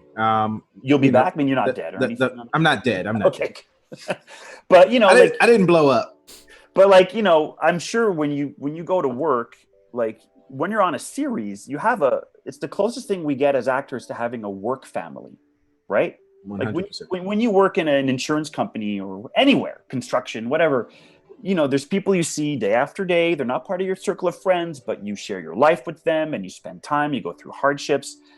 I find when I'm on a project, especially at Ubisoft, because not only are the actors will change, but the supporting crew is always the same people, more or less. So the floor manager, the sound guy, the people who suit you up, the technicians, they're all the same people. I know them all by name. I know about their families, about their lives, their dreams. So to me, showing up week after week, seeing the same people as a guarantee is the closest I've ever come as an actor to having a work family. Because every other project you do, 2 days on a TV show, a month on a movie, it's a very small, version of that. And then it's gone before, it's over before you've had a chance to really realize what's happening. So I take comfort in that, John. At least, I don't know if the cast of Watch Dogs will ever be together again to work on something. That'd be amazing if we did. It'd be probably one of my greatest dreams come true at this point. But at least, and you live in Montreal now too, so you have a higher chance of reconnecting with at least some people in that way at Ubisoft or wherever, you know what I mean? We'll see. But it's rough. Like, I find that when you're going to not see those people anymore that you've come to rely on and you've lived all these emotions with and these situations. I think that's what made it so hard too at the end was this was my first taste of doing something. Yeah. And when I say substantial, I don't mean like the importance. It's just the ability to work, like you said, with the same people day in, day out for an extended period of time is not necessarily something you get to do on a set. And even if you do, it's a different thing. It's just, again, people are tired. They're working a lot. And here it's a smaller family with DedSec. Sorry, Ruffin. I just saw Colin on Colin shot the DLC with us. Oh, did he? Yeah. Is he here? Yeah, he's on the, yeah. Oh, what up, Colin? Okay. How you doing? Hey, buddy. That's awesome. Oh, it's Red Merkin? Yeah. Hey, man. That's awesome. How you doing? Sorry. No. It's all good. Hey, this is podcast style. There's no direction. There's nowhere we have to get. What's crazy, Shawn, you were talking about that feeling of like creating a family. This in comparison to shooting on a series, it's a little different because on a series you have to go to location sometimes. I mean, there are days where you're at the studio lot and like that's home base, but that's a good point. Yeah, the meat of the like what makes the episode different happens on location. Is where you are. Exactly. Right, of course. And where so stuff, you always have the same. You're always at the same place. Work out of. Yeah. And that was super unique shooting the video game because, like, yes, we have our own like little dressing rooms, but for the most part, like in our downtime, we ate lunch in the same room. And when you weren't shooting on the floor, you were in that room. Yeah. Like going over lines with someone else for the next scene. Or even when we'd be done our day, Yeah, like you still guys be hanging outside waiting for your cabs. I'd be hanging with you. I'm going to take the bus to go home, you know what I mean? We got those diamond taxi tabs. We always come on with us. Took advantage of that closeness. Like the prep time is different. Like, you get dressed in your trailer by yourself, but like everybody's in there getting, their suit or their shoes or getting dots put on your face. Like everybody's going through the same exact process. Versus like being on a series, some people need no makeup, some people need all the makeup in the world. Your experience is different, but it puts everybody shooting a video game on the same playing ground from the beginning. And that's like we all understood what we were doing that day. It does become like family. And so Dubsky, like it was hard, man. Like the idea of shooting your last scene was super emotional. And I think John put it really well by saying, he mentioned the 9 to 5 aspect. I think that's what cements it. Because on film and TV to an extent, you could have a 14-hour, 16-hour, 18-hour day. Easy. And, after I'm a good-natured guy, but after 18 hours, I want to go home. You know what I mean? After 18 hours, I'm like, yay, I'm shooting a movie. You know what I mean? You're still tired. Well, because you're exhausted. Yeah, you've given a lot of yourself. What's amazing with mocap is mocap has like the schedule that's much closer to like theater, an 8-hour day. Yeah. But the performance and prestige of film, So you get to do like film work, but in a regimented manner, so you can still have a life. You know, Yeah. you can still. I mean, for you guys, it was different because you were. We were at the here. hotel. We could You were go at to the McKibben's. hotel. Like we What grabbed else are you dinner gonna every do, night, and you we know? just chatted, man. It was just. But I have a awesome wife, hangs. you know, that I want to spend time with, so I wouldn't have to. And a like, doggy, give which you that- got in the DLC. That's when Yes, you when we were adopted shooting the Vicky, DLC, that's when I and I got met Heidi, her yes. when we were shooting the "Don't fuck with the hot sauce" scene, Yes. or right before. We It was were that scene about rehearsing. The roof scene when I say don't get your designer briefs. We were rehearsing in this like soccer, It was a soccer. Yeah. Thing, yeah. Like a soccer store or whatever. something like that. Yes, and Vicky came to pick me up, and she brought Heidi. And you Yeah, all and met I my said dog. hi to. remember that Oh, I very fell in well. love with Vicky right there. With Heidi. Yeah, the rooftop Heidi. scene. People are I already love Vicky. I already love fall in love Vicky. with Vicky too. She's very lovable. It's fine. But yeah, that was the scene, the rooftop scene where, right? Where. Well, I remember there was. I I don't remember Marky that. Mark, and he's like, "Don't fucking call me that." And We were also rehearsing with Ashley was there. I remember you're- that. you're And there was a talking about Middle the- Eastern individual too that was yeah, the laptop thing. You're Yeah. talking about the briefcase. Yeah. Yeah. The nanotech. Nanotech. So Yeah. you just let her get away? Like, yeah, Ruffin, I swear to God, every time I see that scene, man, your little like pause, woo, just it's my favorite thing in the whole game. Oh my God, it's my favorite moment, dude. Ugh. And the I don't think it ever made it to game, but every time I tried to match your eye. Oh yeah. Oh, God damn. So good. Anyway, that game, I mean, just shooting that was like the biggest joy so far in my career on just in terms of what it gave to me personally.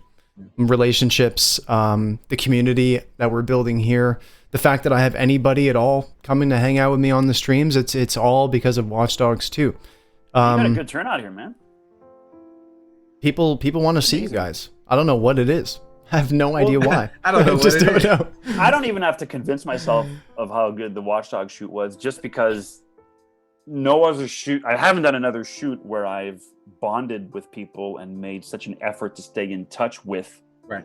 people. You know, I I'm worked Bobo on Dakes. all the Assassin's Creed games, on you know, a whole bunch of stuff with actors who came from England, from Chicago, from all over the world, and they were nice, cool people, but I never connected them in such a way where I felt the need to actively stay in touch. I mean, John, I was begging you, I was begging you for months to move to Montreal. I'm like, you know, I have my circle of friends has diminished over time as people get married and move and life happens, and you know, or your values change and you grow apart from people. It's fine, it's normal. I don't make a lot of new friends. Such a almost like a childish concept. Do you want to be my friend? I need a new And friend. streaming, trying something new. But you're someone, I'm like, you're so close. If you're even closer, we could have that friendship, that bond. And then you moved to Montreal, and then, you know, it wasn't all talk. We got together. We saw each other. Just I had a not doggy long ago. date 2 weeks ago. We make a point to see each other. Yeah. You know, I'm not paying it lip service. I genuinely No. care for you. I as a want to person. see you. I want to That spend wouldn't time with exist you. if it wasn't for Watch Dogs 2. You know Yeah. what I mean? And that's I haven't maintained a relationship like this with anyone else from any other project I've ever done. And you know what's really fun is, I think, and it goes back to just the casting, but how genuinely excited each and every person was to be working on a project as cool as this. Like every day, like I remember Ruffin, we would just have little moments of like, oh, look what we're doing. This is so crazy. How fucking crazy is this? Just the idea that we could potentially work on a AAA video game with the potential of Comic-Cons, being able to meet fans and interact with them. You don't get to do that in TV and film.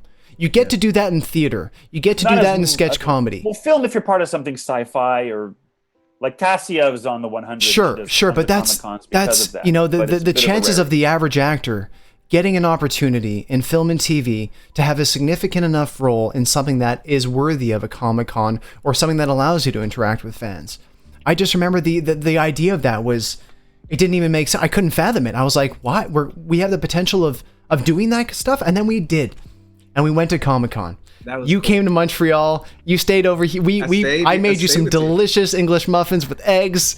Filmed the whole thing. You arriving, and dude, I was so excited. And then how we much of a took. testament is that to? Sorry, John. I mean, No.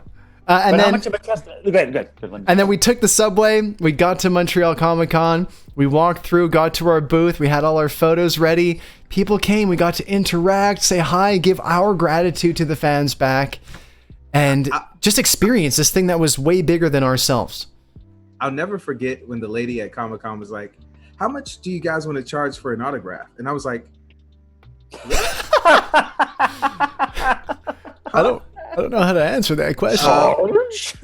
What do people? I was just gonna sign thing. What? Huh?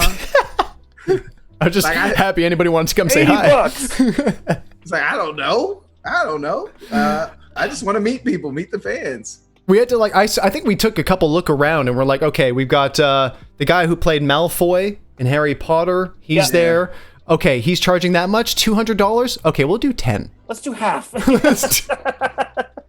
I'm no Malfoy. No, but I think, the example you just gave, John, I think is, again, I don't know how much the fans know this, but everything we did, Montreal Comic Con, Fan Expo, Ottawa Comic Con, Ruffin came down on his own expense from New York just to meet the fans. You and I went to you weren't at Fan Expo, right, Ruffin? No, it was me, you, John Tench. We drove 6 hours to go to Toronto for Fan. I think I already lived there. You drove. Expo. I was still in Toronto. 6 hours under my own expense, just because I wanted to meet some more No fans. Signing fee, no anything. Oh my Ubisoft, God. I have the best fiance in the world. Never capitalized. You want to say hi? Hey, Anna. Hey, Anna. They can't see you. Hold on. That's what they see. That's what they see. Oh, there she is. Hi. But Ubisoft never capitalized on Tom Felton. The that's right. entirety of the cast being like, "We'll meet the We're fans. down. We'll do interviews." But they had PTSD, man. They had Watch Dogs 1 PTSD. Right. I'm not blaming them. I'm just saying it seems like a missed opportunity for me. I'm gonna be right back. It was such back. Go for it, Ruffin. Because it was such an opportunity, we still took it under our own. Okay, now's our time to shit talk Ruffin. If we want to say anything. I can't stand about Ruffin. Oh, what you go first? Always pretending to be the nicest guy in the world. No, what the fuck? Seriously, I tell him any secret or anything that's bothering me, and he pretends to be super supportive and really listening, and he's he's all tries connecting with on a human level, and you're like, you're a fucking sociopath. One of these days, I'm gonna work up the courage to tell him off to his face. Hey, there he is. Hey. Man. Hey, it's Ruffin. Our man Ruffin is in the house. What is going on? We were just saying how awesome you are and how much we love you, and we weren't trash talking you. Hey, at all. you drink water with 2 hands like your president. It's a sign of strength. I'm thirsty. Oh man, that was really funny. So we went to Comic Con. Okay. Man. Did you guys? I met some crazy ass people, and listen. If you want to talk about imposter syndrome, staying in a green room with Gimli, Nathan Fillion, Jason, Doctor Who. What the fuck? Excuse me, Doctor Who. Kevin Sorbo, so Hercules, Tia Carrere. Who else was there? There are all these super famous people. And did you talk to your voice idol? Finally, Kevin Conroy. Did you say hi? I don't know if that counts as talking. I emitted a series of grunts and strangled noises. Damn. Could have been communication. I chickened out on saying hi to Elijah Wood. You were with me. And we were sitting next tables. He was literally on the table beside us, pre-signing autographs for Montreal Comic Con 2018 or 19. I think. And he was by himself with his publicist. And I was like, oh my God. For him those and who don't John know this Reese. Story, I was at the table with these two and John, and then I remember one of the fans came up. It was this woman. I don't know how old she was, but she had a mask, a whole wrench outfit, complete wrench outfit, and she was just shaking, trembling, and her friend's like, "Go ahead." I'm Is like, that Alex? Come on over. I don't know who it was, and she's just standing, hi, and she was super nervous. I'm like, hey, how are you? Nice to meet you. It was wonderful, right? In the back of my mind, I'm like, it's just me. It's really excited about. I'm just a guy, I'm just whatever. But the amplitude, the difference, the perceived difference was so enormous that like she was paralyzed and almost with inactivity. She couldn't even say 2 words to me. And I thought it was cute, you know. And then we go to the green room talking to John. I'm like, wow, it's fascinating how people will be so like whatever. You're cute. Like, hey, isn't that Kevin Conroy? You're really cute.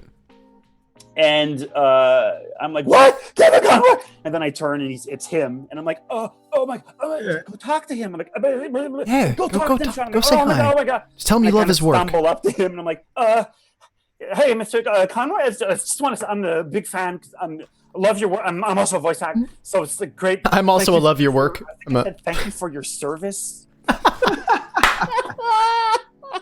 And he looked at me like, that's why we do what we do. Oh man. I didn't fail that hard with John Rhys Davies, but almost. That's what that's like. So I have perspective. Yeah, but that's why I like that girl. I wanted to just, because for anyone who don't know, like Lord of the Rings had a huge impact on me. It was one of the reasons I stopped doing sciences and focused like full in on acting, because I thought the opportunities available were not ones I wanted to miss. So meeting John Rhys Davies was like, it was so much more than the fact that he was John Rhys Davies or Gimli. It was the fact that he was a part of an idea to me that was so much bigger than just the job itself. And so classy too. Such a gentleman. He's such a gentleman. So nice. So nice. So I walked up to him and I was like, I just want to say, it's so wonderful to meet you. The work you did in Lord of the Rings and the entire cast has such a profound effect on my life. That's why I'm here today. So I just wanted to say thank you for everything you do and giving me the permission to dream. And I asked him for a photo and he said, okay. And when we took the picture, he put his hand around me. And just as someone, I think Ruffin, I think you took the photo. Yeah. He started tickling me in my ribs just to get like a smiley reaction. Yeah. Yeah. Oh, that's so cute. Right? I told him, I said, I just want to say I'm such a huge fan. And he said, well, not everyone has perfect taste. Like that kind of like self-deprecating, like he had all the time in the world for us. And he was on his way to a photo shoot. Yeah. And he's like, I don't know these guys. And he took the time to say hi and just to be nice. And yeah, man, I connected that stuff even more than like, I understand fandom, but you know, people connect to the characters initially, but then they connect to the actors. Yeah. If the actors are worthy of that connection, right? You know, if you're arrogant and you don't have time for your fans or anything and you're whatever, you don't care for it and you're under no obligation, fine, but people don't connect with that. You know what I mean? To this day, I am completely floored by the concept that someone will tweet at me and go, hey, it's my birthday. I'd love to get a birthday shout out. Wrench is my favorite character ever in video games, right? So I'm like, that's awesome. Right, sure. Happy birthday, you know, whatever the person, all the best, wishing you the best. Here's a little Wrench gift. Boom, send for 5 seconds of my time. Yeah. And then this person's like, I'm literally brings crying. them so much joy. You made my week. I can't believe you took the time to write back to me. And like, you know, I find that so powerful. It's amazing. So valuable. Like I'd feel terrible if I was aware of that and then deliberately chose to ignore that. Look, I get back to people when I have a chance, but I'm not exactly, you know, in Hollywood 24/7 without a second to breathe. I got a fair amount of spare time on my hands, especially lately. So, you know, writing people back, acknowledging the fan base, that kind of humility, I find is really, really important because that's what people connect to. And it's, you know, if it's genuine, of course.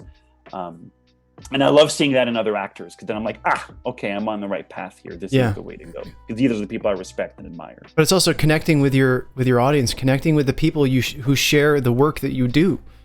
It's such an amazing and powerful thing, I find, just the ability to engage with your audience. Because, again, going back to the whole like film, TV land, you go there, you do a job. You hope you do a good job. You hope you make your director and your producers happy. And then it comes on TV maybe one day or in the feature in the theater, and that's kind of it. And you're off to the next thing. You don't really get to kind of appreciate the bigger picture of what you did, or how it affects people, or how it what. And I think that's just the beautiful thing about me, is why I love gaming so much. I think the gaming community is so strong because of this. The fact that there is a connection between the artist and the audience. And I think that's one of the really nice things about you know, Twitch, about streamers, about what I'm discovering now a little bit, is this kind of take away the veil. let's just show people. Let's just show people who the fuck we are. Let's just show them what it actually is to be actors. Let's talk about what's difficult. Let's talk about what's great. Let's talk about how fucking exciting it is to work on a really great game, or how scary it is to work on a really great game. That's a really good point, man. Because I was saying earlier that 20 years ago, 15 years ago, Hollywood was all these stars. So if you were into untouchable. Yeah, that's it. I like Sharon Stone, let's say. Fine. Well, you may see her at a premiere, but that's it. You're not going to ever get to talk to her, and she's got her sunglasses, and you're like, oh, she must live a glamorous life, and you have all these ideas of what her day-to-day exact ideas. Whereas now with social media, people can look right into your house. You can post a photo of what you're eating or a video about your thoughts about something, whatever. People have direct access to you. And what's awesome, I think this is a good thing, that it demystifies and people, and it kind of bridges the gap. It's both. It can be dangerous too. Of course. There's absolutely people having too much access to people. Yeah, too much rose-colored glasses. Or more at risk of that than men in general. But, I'm all for removing the veil between actors and the audience, to have them connect with us as people, because I think a lot of people I talk to want to be voice actors or motion capture actors, or they want to be artists in some way. They want to do in some part what we do. And when they see that, okay, I'm not some special superhuman type person with such unique skills that no one could ever do what I do. I'm just a guy, right? I know a lot of people like that mystique because it makes them more valuable. It's their brand. You know what I mean? Right. But I'm not about that pretense. I'm like, what you see is what you get with me. I can still do quite a lot, and I like what I can do as an actor. But me too. I think it's more inspiring if I see that someone I look up and admire too has the same insecurities I have. You have imposter syndrome. Well, I do too on occasion. I also suffer from anxiety or depression. I'm never.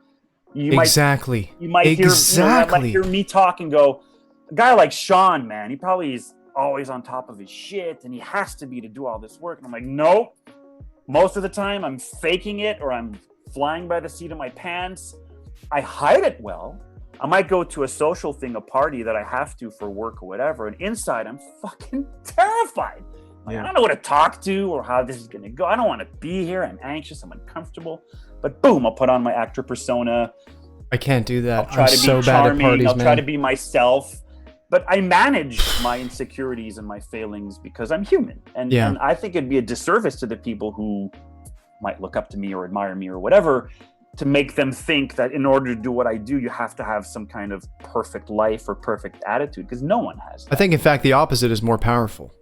Right, because if you see this person's, you look at a lot of Instagram influencers or even some YouTubers, and it's like, oh, I'm on a yacht, I'm on vacation, everything's perfect, I'm out with my girlfriend, I'm doing this, I'm doing that. It's like, okay, but everyone knows that's not life. People get sick or depressed or tired, they have losses, they fail. I think people would much rather connect with that and see you as a full spectrum actual human being than just some idealized version of this character you have in your head as almost like a fantasy that's unattainable. Same thing with appearance, women who want to be have supermodel bodies, and it's like, that's just not realistic, you know what I mean?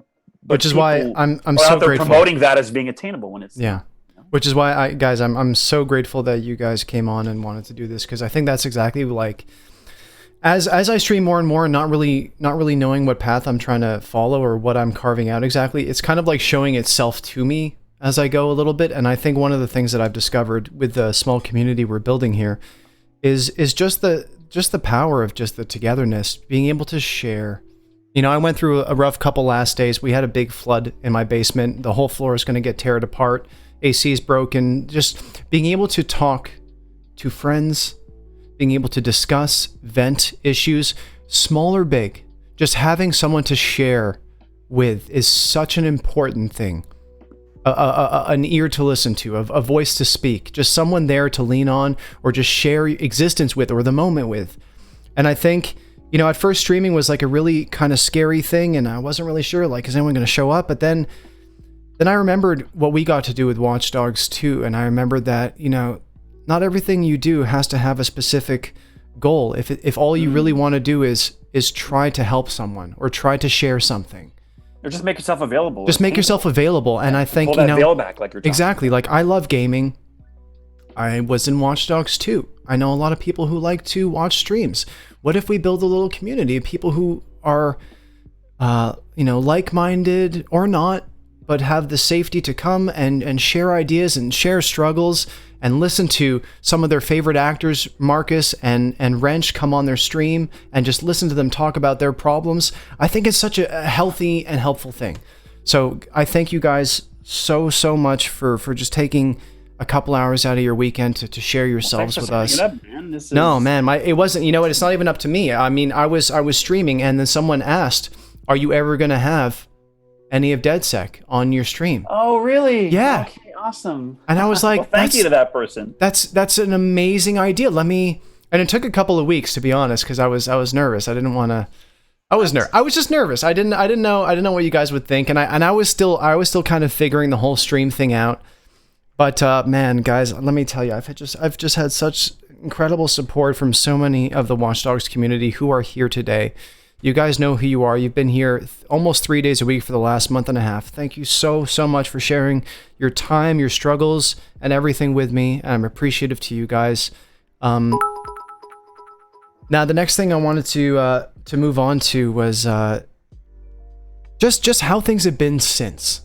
You know, you work on this incredible game. The audience gets to play it. We do the Comic-Cons. It's been received, and now, you know, I can only say for me, the experience of that, again, spoiled me in some ways, but also made me hungry to do something that could affect people again. Sure. What has it been like for you since then? I think it's been a roller coaster, man. Like, you know, but I think what we do for a living is a little bit of a roller coaster in terms of your life or day. You can start your day off with no plans, and by the end of the day, you've done 3 things that you had no clue you were going to do. And weeks look like that, months look like that. Things can change in an instant. So the way we live our lives is kind of a roller coaster. But I went straight from shooting the game, the initial shoot, the principal shoot, to shooting a pilot. Mm-hmm. That was a stressful time, man. Oh man, it was super stressful. That was the only Marcus Ruffin. And because I had such an affinity to you and I felt so connected to you, I just remember when you had that stress of having to go and shoot that pilot. Yeah, man, it killed me, dude. I didn't know what was going to happen. I didn't know if I'd make the test. You know. For those who don't know, just really quick, we were shooting the Watch Dogs cutscenes. We were doing the cinematics. Ruffin had an incredible experience and opportunity in LA because we were shooting during pilot season. He was basically very close to booking a role, but it conflicted schedule-wise.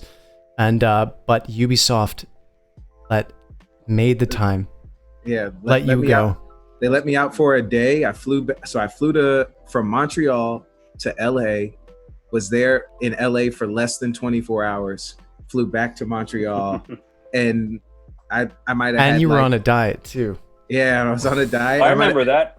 I might have had like David something. The Daniel fast. Daniel fast. That was it. Yeah.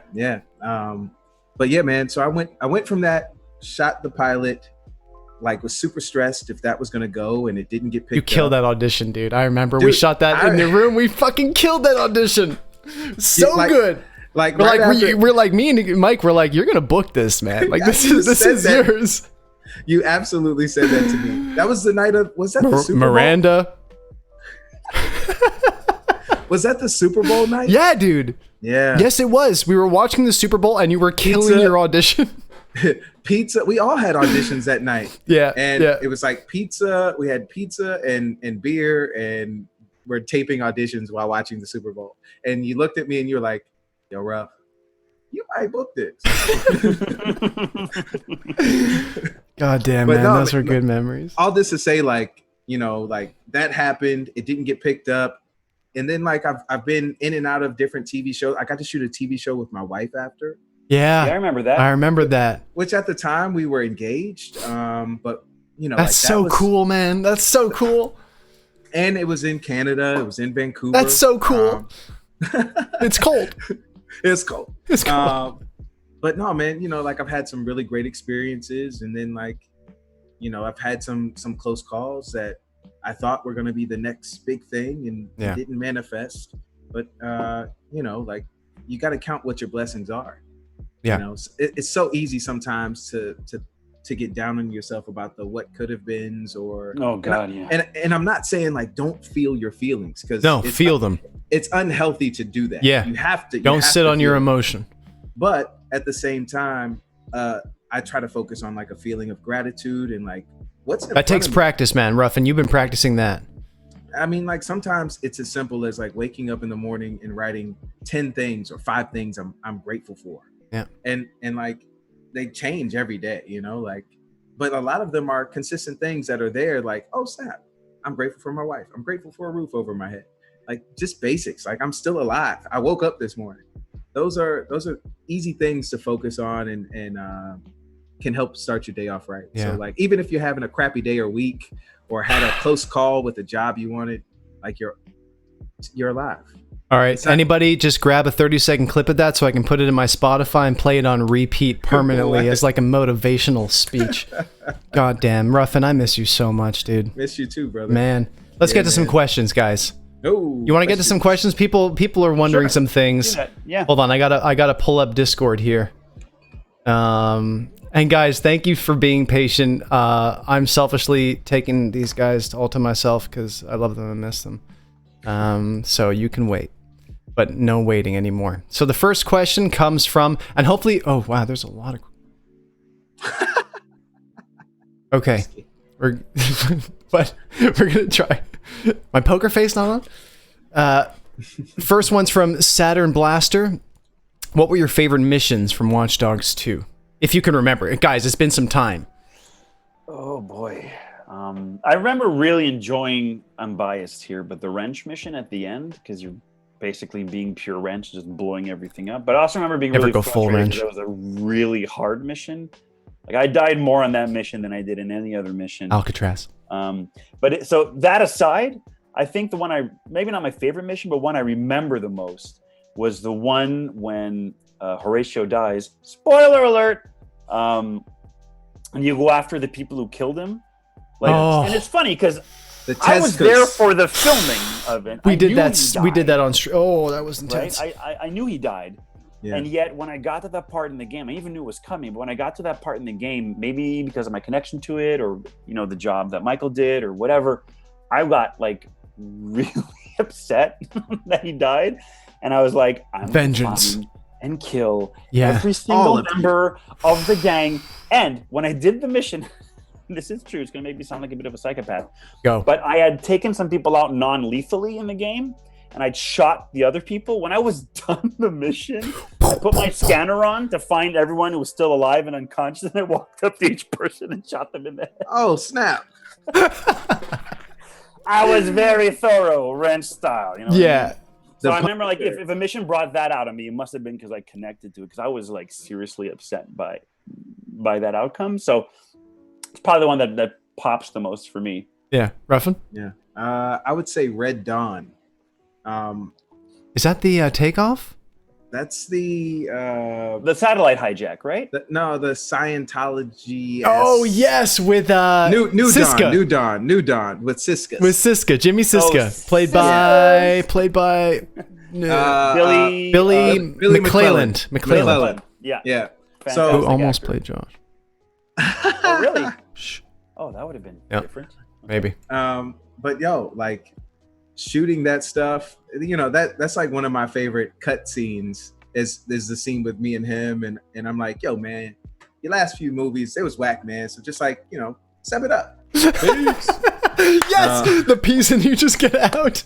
Peace. But no, like infiltrating, and then the tablets, the relics at the bottom, and kicking them over their fakes, and I had a lot of fun shooting that and playing that. Of course, I'll leave it there. Man, it's hard to pick because there's so many ones that are really fun. Like I love the cornhole one just because we got to learn how to pick a lock with actual real lock picks. Yeah. That's so true. But we were competing. You and I, Shawn, were trying to get this open. Have you but retained your lock picking skills? I practice on occasion. No, I haven't. As an actor, my favorite one to do was the one with Lenny infiltrating and ruining everything for Josh, because that was a really interesting place to go to.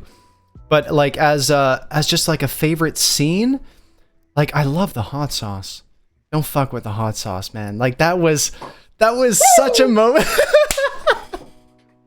That was my favorite moment. Oh my god.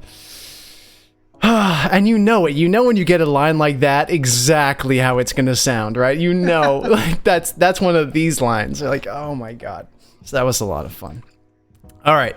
That was from Saturn Blaster. Oh god, we're gonna have to be faster. Holy crap. Ozzy Kobe says, who was your favorite character in Watch Dogs 2? Ruffin, go for it. Quick. No thinking. Jimmy Siska. Okay, Shawn.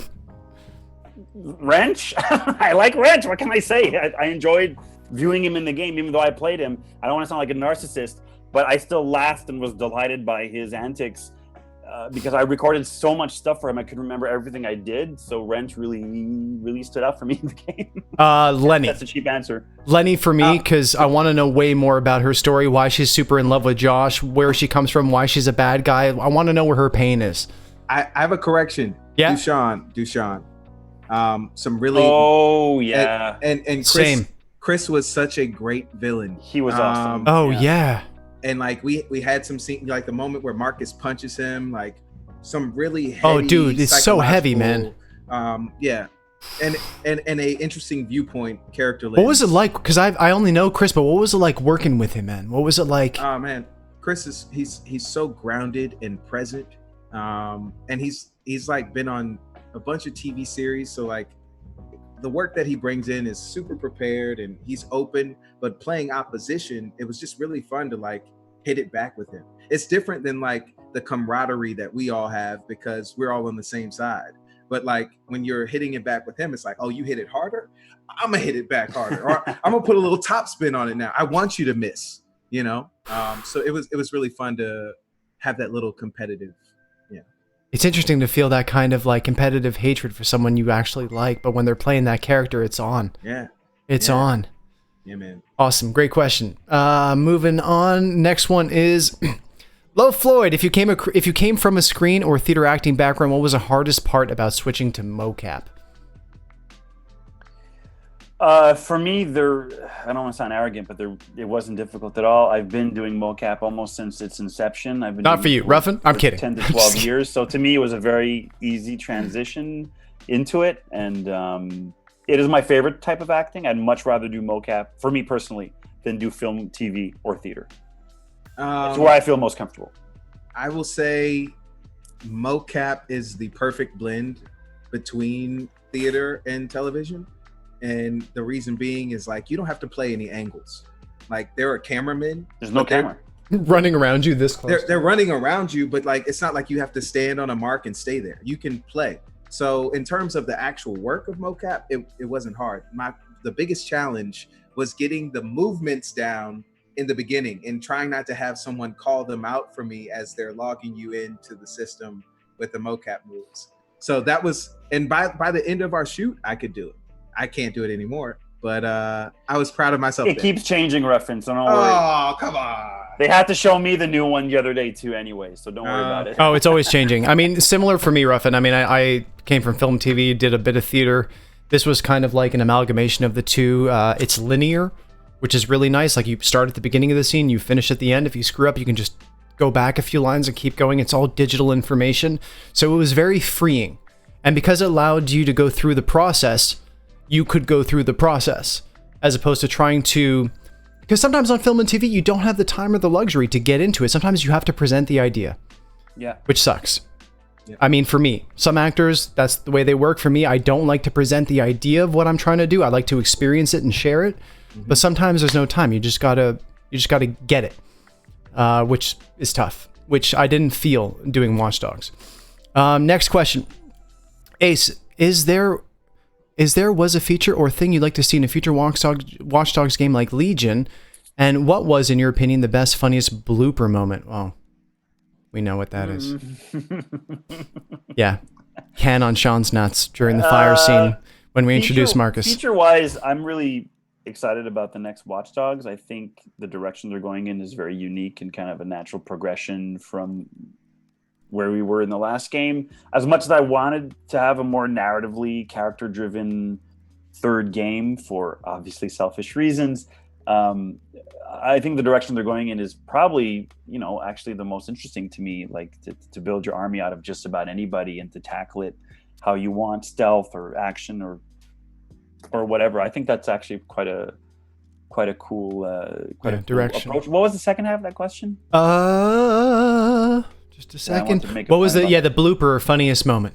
Oh, okay. And this, I don't think the audience ever got to see this in the game. I don't think they kept it for the shot, but on the beach scene when Marcus is on the beach and I think Dushan comes jogging. He's pissing in the water and Dushan's running. Yeah. Listen, Marcus takes a piss and Dushan stops by and then they talk for a bit. The director wanted the rest of DedSec to be present in the scene, but in the background.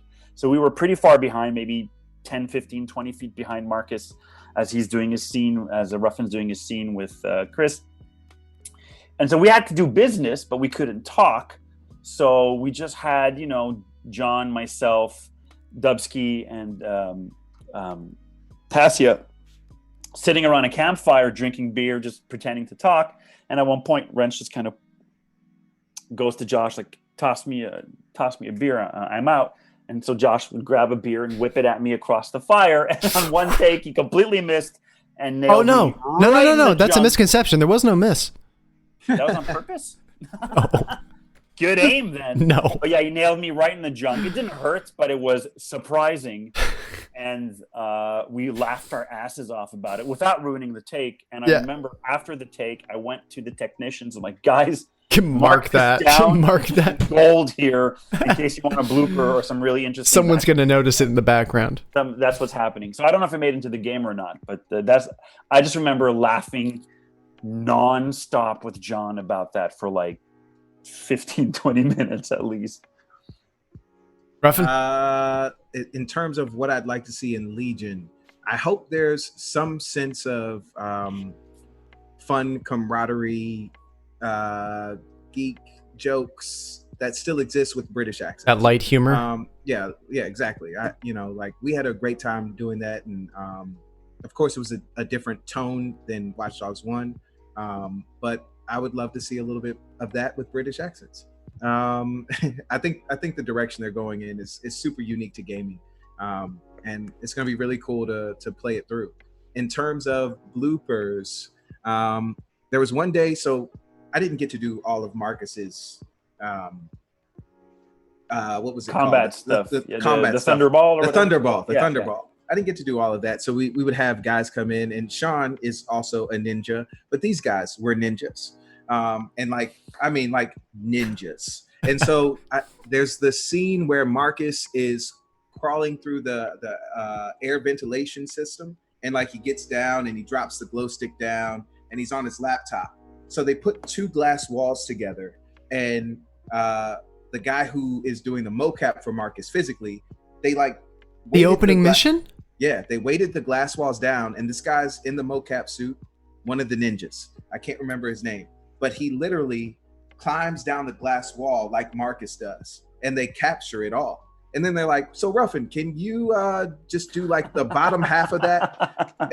And we want to. we'll just sit you on the floor. And we want to capture your facial reaction and like you typing, doing the hacking, and I'm like, yeah, I'll give it a shot. Yeah, that scene looks hot, man.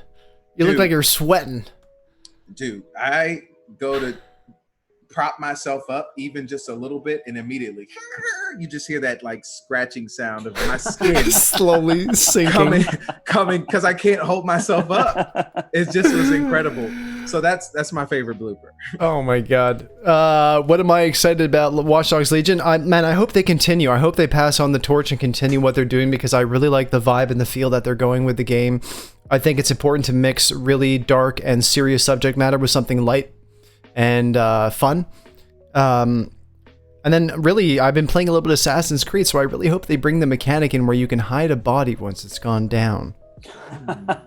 I think that would be super useful. Hide them bodies. Hide them bodies, man. Too many missions I get screwed because I take someone down, they're like, hey, Jordan's dead. Security, we got a dead body. Yeah. So if they bring that in, that'd be really cool. I mean, but then 2 minutes later, they're like, oh, well. I just get them all to check their Twitter feed and I just walk right on by. Cherry Bomb, what was your favorite banter between the three, or between the whole DedSec game? Well, I know what your answer is for this one. Me? I think so. My answer? I think so. Banter between DedSec members? Come on. I don't think... Alien versus Predator? That was awesome, but that was team chat. Team chat. Oh, right. I wasn't with anyone. That was just me in a booth by myself. Okay. My favorite dialogue scene is the one with T-Bone and Marcus when they suggest using Wrench Jr. as a bomb. Oh, I love that scene. So sad. Conflict between us, how T-Bone and Wrench are at odds. Marcus is trying to be the mediator between the two. Whose friend are you? It's the only time you really see, oh, you guys spend one night on the beach together. Yeah, exactly. What the fuck? Friends? Like, I love how betrayed Wrench felt. How you get to see him get really angry. Wrench is so sensitive, dude. But you get to see what he cares about. Yeah. Right? Because every other scene, Wrench is like, yeah, whatever, fuck it, let's drink beer and hack shit and whatever, nothing matters. And now it's like a machine. He's like, I will go to war over this thing. This is who I am and what I care about. I thought that was a really nice scene to shoot. And that's kind of on par with my scene with Ruffin when Wrench gets his mask back. That's also another scene that I thought was really challenging. I thought the director, Jean-Francois, really pushed us into a place where Begs and Aiken. I remember what I came in with. Begs and Aiken. I remember what I came in with for that scene, which was far different from what we wound up using and much better what we wound up doing. And that's why I love working with a director who knows pacing and character and scene work, and who goes inside and really pulls a performance out of you. That was an emotional one. But we needed that. Super. Like, it would have been cheap had it been. Oh, it needed to be that. Over the it top, needed or too to be angry, that. or even too sad. Simple and really connected. grounded me. Especially for Wrench, who's so animated and so powerful all the time, so much energy. To just focus that to show how just to see his shell come off and just who he is. Yeah. Such an amazing device that the director came up with there. Yeah. So yeah, those two scenes definitely for me. Love it. I mean, for me, I don't know. I mean, the banter, there's not a lot of banter with Josh. I mean, mostly it's just Wrench getting on Josh's nerves. Yep. I mean, one of my favorite bits is, like, Josh, I remember when I was Josh, the only person who could touch me without making me feel weird was Satara. And anytime you would have an opportunity, Ruffin, to Shawn, to poke or prod or touch me or just put your hands on me anywhere. Yep. You took, yep. Close the door to the car on you, and we were souping up the Cyber Driver. Cyber Driver. I locked you in the car. Driver. I touched your The face montage. when we're looking over the magazines. I remember you just kept handing me magazines, and I was looking over something. I don't remember which. The hospital one. Something about the hospital. The information was getting taken, or that was great. What I love about that, if I could toot my own horn for a second here, Toot it. is is if you watch the story interactions with the characters, you'll notice Wrench always zeroes in on what makes someone uncomfortable, and then he pushes that button, right? You're a provocateur. So Josh was like, my personal space is important. Wrench, oh, really? Well, let me get right in there, Josh. Boop, boop, boop, boop. Marcus was whenever I got overtly, like, I don't want to say homoerotic, because that never was the intention, but, Wrench would push those boundaries between friendship and more than friendship, because Marcus was always like, Marcus, really? Come on, man. Oh, man. Come on, was it Marcus? Right. So because Marcus would always react that way, Wrench is like, that's how I get a reaction out of Marcus. And T-Bone was different, because T-Bone was more of a mentor, so Wrench didn't fuck with him that way, though he had more of a fake pseudo chest thumping with him. Yeah. Whereas Satara, if you noticed, Wrench never fucked with her. It was always straight up. Yeah, she had no kind of vulnerability that No, way. because she didn't have any insecurities or vulnerabilities. She was so strong. And also, Wrench, I'm guessing to a small extent, doesn't feel threatened by Satara because they're so different. Yeah. Whereas Josh and Marcus both overlapped Wrench's specialization. Yeah. Right? You would go out into the world and do physical stuff. Wrench could do that too. Josh was the hacker, but Wrench could do that too. right? Wrench was more like demolitions, but he dabbled in both. So it was always his way of kind of keeping you guys in check. Whereas Sitara and him never came into conflict over everything, so he was much more relaxed around her and didn't feel the need to kind of keep her on her toes all the time, you know? Yeah. I love noticing little things like this in performances. Not to say, oh yeah, I put a lot of details in, but these are almost things that popped up to me after the fact. Like, I don't remember going, ooh, let me touch Josh as much as possible because it's going to piss him off. No, everything happened organically. That's it. It happened organically. It always seemed right in the moment. And stepping back, you're like, oh, I guess that's representative of this ideology or this through. If there's any actors out there, play, discover. It's fun. Always. That's the key. Moving on. Great question. I didn't get to go. Oh, sorry, Ruffin. Oh my God. I'm sorry. Don't leave. Quick. Gone. I got a couple of dialogue things. I've got the cornhole moment. Cornhole is fun. Especially when Dubsky at the end would just be like, huh, cornhole. Doesn't he say, let the cornholing begin? Let the cornholing begin. Let the cornholing begin, right. Epic line. Cornhole, the moment where Shawn, you and I were like, yo, I had the Siska's lunchbox. Well, I had the Siska's. Oh, that was my favorite. That was a lot of fun. The moment where I slid in and I'm talking to Sitara as I found Horatio bleeding out, you know, like that moment, different emotional range. Just so many, man. We had a lot of. And also, you know, to me, it wasn't just scenes, but moments that popped up organically too, that came out of us riffing off of each other. Like, this is something I'll never forget, Ruffin. I remember when we shot it. I remember how happy I was with how it turned out, because it's such a good example of when you work with people who are open and generous, you get just better stuff. You know, John said he doesn't like to think it out too much and plan it. Let's just do it. To me, that's the most organic you'll ever get, because you don't know what to expect. There was a scene where you're talking to Sitara on a bench and I come up to you and the line used to be, hey, Marcus, the car's ready. Let's go. Right? And I remember thinking, like, that's so, no offense to the writers, but it's a little ordinary, a little boring. So I came up and I'm like, Marcus, your carriage awaits, sir. And I like to do this like bow. And you're like, oh, thank you, sir. And you did a bow. And then we both kind of skipped off. And, you know, people. You got to play to discover that, though. And that was totally off the cuff. I didn't tell you I was going to do that. I just did it. You reacted. It was perfect for us. And they made it into the game because it was organic. So I can't name them all, but so many moments I can think of. I can remember just taking what we got as a script, putting it through the filter of our characters, our trust of each other and our trust in ourselves to improvise, and just seeing what happened. And I was like, gold. Like, I remember Jean-François always being like, I love it. This is great. That's fantastic. Let's keep that. Oh, he's such a good director. It was rare he'd be like, guys, stick to the script, you know? Yeah. And his humor was great, man. Oh, he's such a great director. Too, man. Him and I, before every shoot, we talk about RoboCop and Predator. Oh, you guys were like two peas in a pod. Lord of the Rings. Listening to you guys talk was like listening to Marcus and Wrench talk. I miss him. This next one comes from our friend Aki. If you were to perform another role in a video game, do you have a dream character type that you would love to play? This I can answer with certainty. Go. Yes, villain. I want to play the major antagonist. Same. In a video game, and I almost at some point in my career. I came very close. Which game? I can't say. Oh, we can't say, huh? Been announced. Oh, okay. It's going to be announced soonish. I don't want to say what the company is or anything because people are going to guess. But I came very close to getting a really big part as the main or one of the main bad guys in a game that'll be announced in a bit. I didn't get that part. I got a secondary part instead, which is still fantastic. And I'm really looking forward to announcing what it is when the time comes. But that's my goal, because that audition I did for that character, I just sank my teeth into it. I'm a pretty well-adjusted, you know, average kind of guy, but I love exploring villains. I love going there. I love bringing out the darkness, you know, just leaning into motivation and what drives someone to be evil, because I don't believe anyone's ever evil for the sake of being evil. I find characters that are dark or flawed or villainous much more interesting as an actor to do. So that's my big hope, is to do that at one point in the future, especially in a video game. Yeah, Ruffin. I don't know if I have a specific character. I just want to be in the Last of Us series. I can't say I blame you, my friend.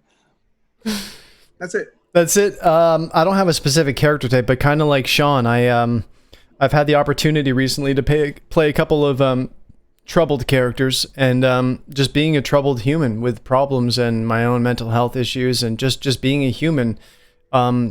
And I think this comes also with a bit of age and time, just understanding where pain comes from and how it's expressed in different ways. And I no longer see like bad people as bad people, but just like, where does that come from? Where does that stem from? And there's a sympathy and an empathy and like a concern, and just like I feel for you, and I want to explore what that is. I want to step in your shoes and not necessarily torture myself, but I want to feel your pain, because that's who I am. Like when I talk with you, Ruffin, when I talk with you, Shawn, I think you guys both know me. You know, I feel a lot and I express a lot, and it's part of who I am. And I think by now I've gotten to know myself well enough to know that it's part of my craft, and it's part of what I have to offer. Absolutely. Part of the, if I can add one thing to that, part of the reason, one of the main reasons I like being an actor so much is because, you know, in my ordinary life, who I am as a person, I get to experience a very narrow sliver of what it is to be human, right?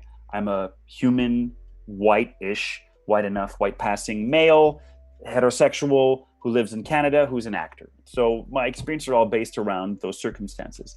But what I love about being an actor is you can experience what it's like to be you can have all sorts of different kind of human experiences without paying the price for living that way, right? So I could be a gangster or a criminal. I could be, you know, I'm not saying I want to play awful people all the time, but, you know, or, you know, I have no interest in, let's say, being a murderer, but I am fascinated by the psychology that accompanies that.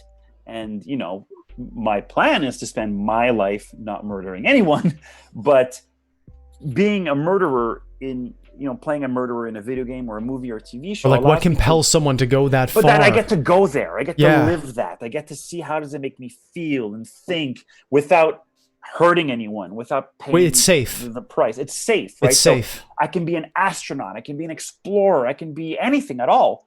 And I can have that separate from my own life and have a slight taste of what it is to be human under those circumstances without all the baggage or harm that could come with certain life choices. So I find that's like one of the most compelling aspects of acting. And that's what compels me to want to play characters who are as different from me as possible. Guys, I want to be honest with everyone here. We have a lot of questions.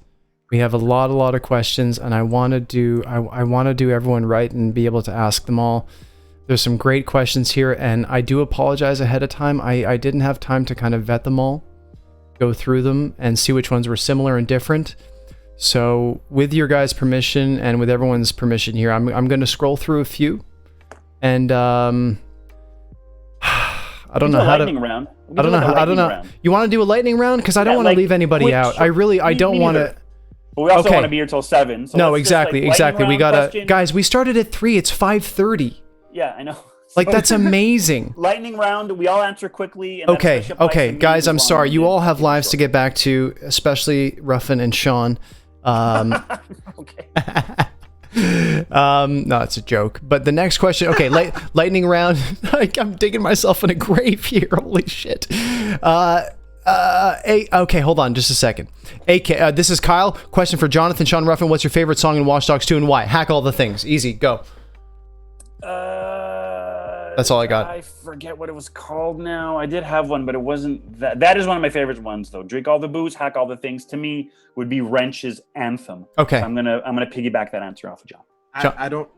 This is how poorly I am. I don't know the names of the songs, but it's the song of the very first mission as he's going through. Oh yeah, when you pop on your headphones. Satara, play me some. You know. Oh yeah, I remember that. My favorite song is actually when we're on Trump's tire, or I forget what his name is in the game. Not the real Trump. Yeah, what's his name? And you pop on this really nice jazz music, and it's like, I love that. That's amazing.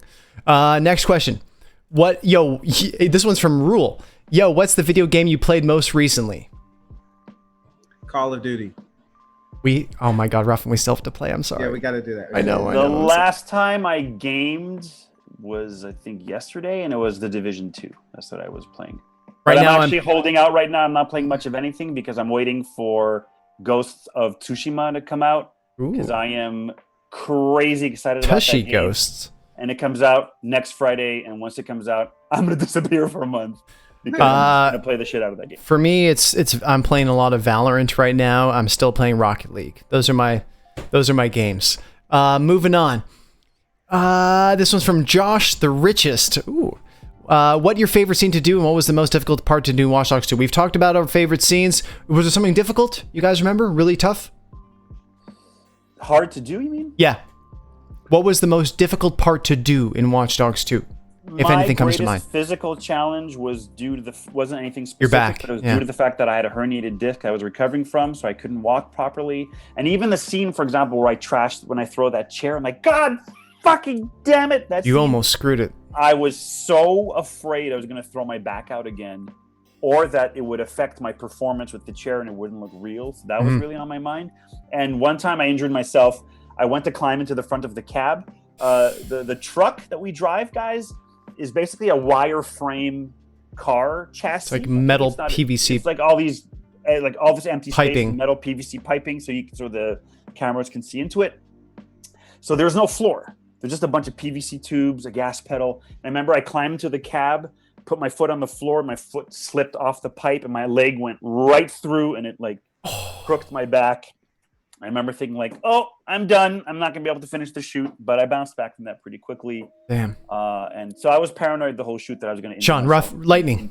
Yeah, sorry. Lightning. I don't know the meaning clearly. The hardest part is recording the voiceover lines and not being able to do it talking to each other. Oh, that was my answer, but okay. Yeah. Yeah. Next. That's the hardest part. Recrution Mark, liquid cocaine or energy drink? Let's go liquid cocaine. Sorry, what? Liquid cocaine or energy drink? Liquid cocaine, as in which vernacular do you prefer? Liquid cocaine. Liquid cocaine. That's fun. Sure. Capricious Jester says, for Wrench's VA, do you think the red mark on his face in the maskless scene is from being beat up, or is it a birthmark? Initially, I thought it was from being beat up, and that was part of the reason why he disliked the cost. But later, when I looked at it closer, I realized it was probably a birthmark, which explained why he wears the mask. Insecurity. It's another thing that makes him insecure. Billy Wilson says, my favorite pastime in Watch Dogs 2 is to drive to the Mountain King Jeep up behind people on motorbikes and mopeds, sound the dinosaur roar horn, and see how high I can get the riders to pop off. My record is about 15 feet. What would Wrench, Josh, and Marcus think of this deplorable behavior? Thanks, Billy. Wrench would be all for it, Billy, and he commends you. Also, great to hear from you on the stream. I would try to figure out the actual mathematical path that he takes when he flies off the thing, and just make sure it's at its most opportune and the most efficient. I think Marcus would be like, yo, you killed that, bruh. You killed that. Dead Sick Dogs. Will they be in Legion or have some sort of cameos? Can't answer that. Next question. I cannot answer that. Oh, Ace even said they can't answer that. Legally not allowed. Very correct. Beniqua, there's a script ending in Pablo's death by his own dogs in Mission Eye for an Eye. Is that an Easter egg ending? Do you guys know about that? He gets eaten by his own dog. I think it's a mechanic of the game. I don't know about that, actually. Nope. Don't know. Call me Ken. Hi, everyone. Just want to say I really enjoyed your work on Watch Dogs 2. It's one of my favorite games, and I'm curious on what you're doing now, what you'll be working on next. We've covered that. So I think, unless we didn't. Answer. I'm working on a few projects right now. I'm working on Redacted. I did a bit on Redacted. I did 2 days on Redacted, and I also have some Redacted coming up. Oh, that sounds really interesting. I just finished being the voice of Verizon. Nice. No. Yeah, I just finished a campaign with them. What? Ruffin, that's sick. I potentially might be moving into a campaign for another big company. Ruffin. And then I also just had a big audition to be the narrator of a new TV series. So, guys, hype. Oh my God. That's amazing. Crossed. I remember when Ruffin showed us his, you did a radio spot for some boxing thing, and I was like, you have the best voice in the world. What the hell is this? Ugly Ass Bitch says, I want Legion. Good question. Ace. That's just the regular animation. Okay, hold on. Renee Rue says, question for the voice actors, assuming there is an actual answer. Also, I'm not sure how many questions we're allowed to ask. Question, do we have an actual official age and name for Wrench? No. I'd heard through fans, and I remember we were recording at one point. I believe Satara suggests that Wrench's real name might be Reginald. I think. Okay. Favorite. I love that idea. I think Reginald would be such a mundane, ordinary name for Wrench. Nothing wrong if your name is Reginald. People. Reginald. Reginald. But I think the more ordinary Wrench is in his non-Wrench persona, I think the more interesting it makes him. You know what I mean? If he had a cool name and a cool look, he wouldn't want to hide his face. I think the mask lets him become whoever he wants. So age, I always figured Wrench was probably in his mid to late 20s. That's what I figured. And favorite color? Oh, sorry. Also, what's his official hair color? That's a great question. I've seen different artwork ranging from white to gray to brown. There it is. White, gray, and brown. Really light brown, but my guess is he probably bleaches it. So it's probably more of a whitish gray. I used to bleach my hair. Type of deal, yeah. How did you get into character for Josh? Recruition mark. Woo. How do I lightning round that? There's a lot that went into Josh. There was the clamoring of the hands. There is a bit of a stiffness of the posture. There's a little bit of a swaying back and forth that intensifies depending on how comfortable he is in an environment. There's eye contact or lack of eye contact is a big part of it. Generally, I would describe it as like an anxiety versus level of comfort versus how much control he has over the situation. All of those things for me affected how I responded to people or environment or just stimulus in general. For me, Renee, did everyone answer? Did everyone answer? Well, that was for you. That was just for me.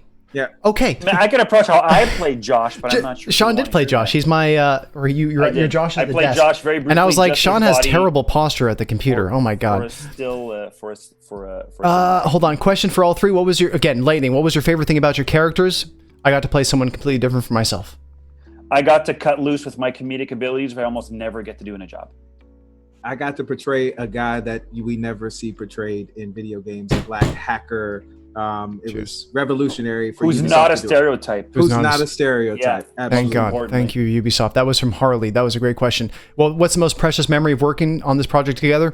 There is the whole thing. I have over 1,000. The whole thing. There's no one thing. Let the good times roll. Cherry Bomb says, what would Wrench's favorite bands be? Same goes for Josh and Marcus. Oh man, electro. Anything programmed at a computer.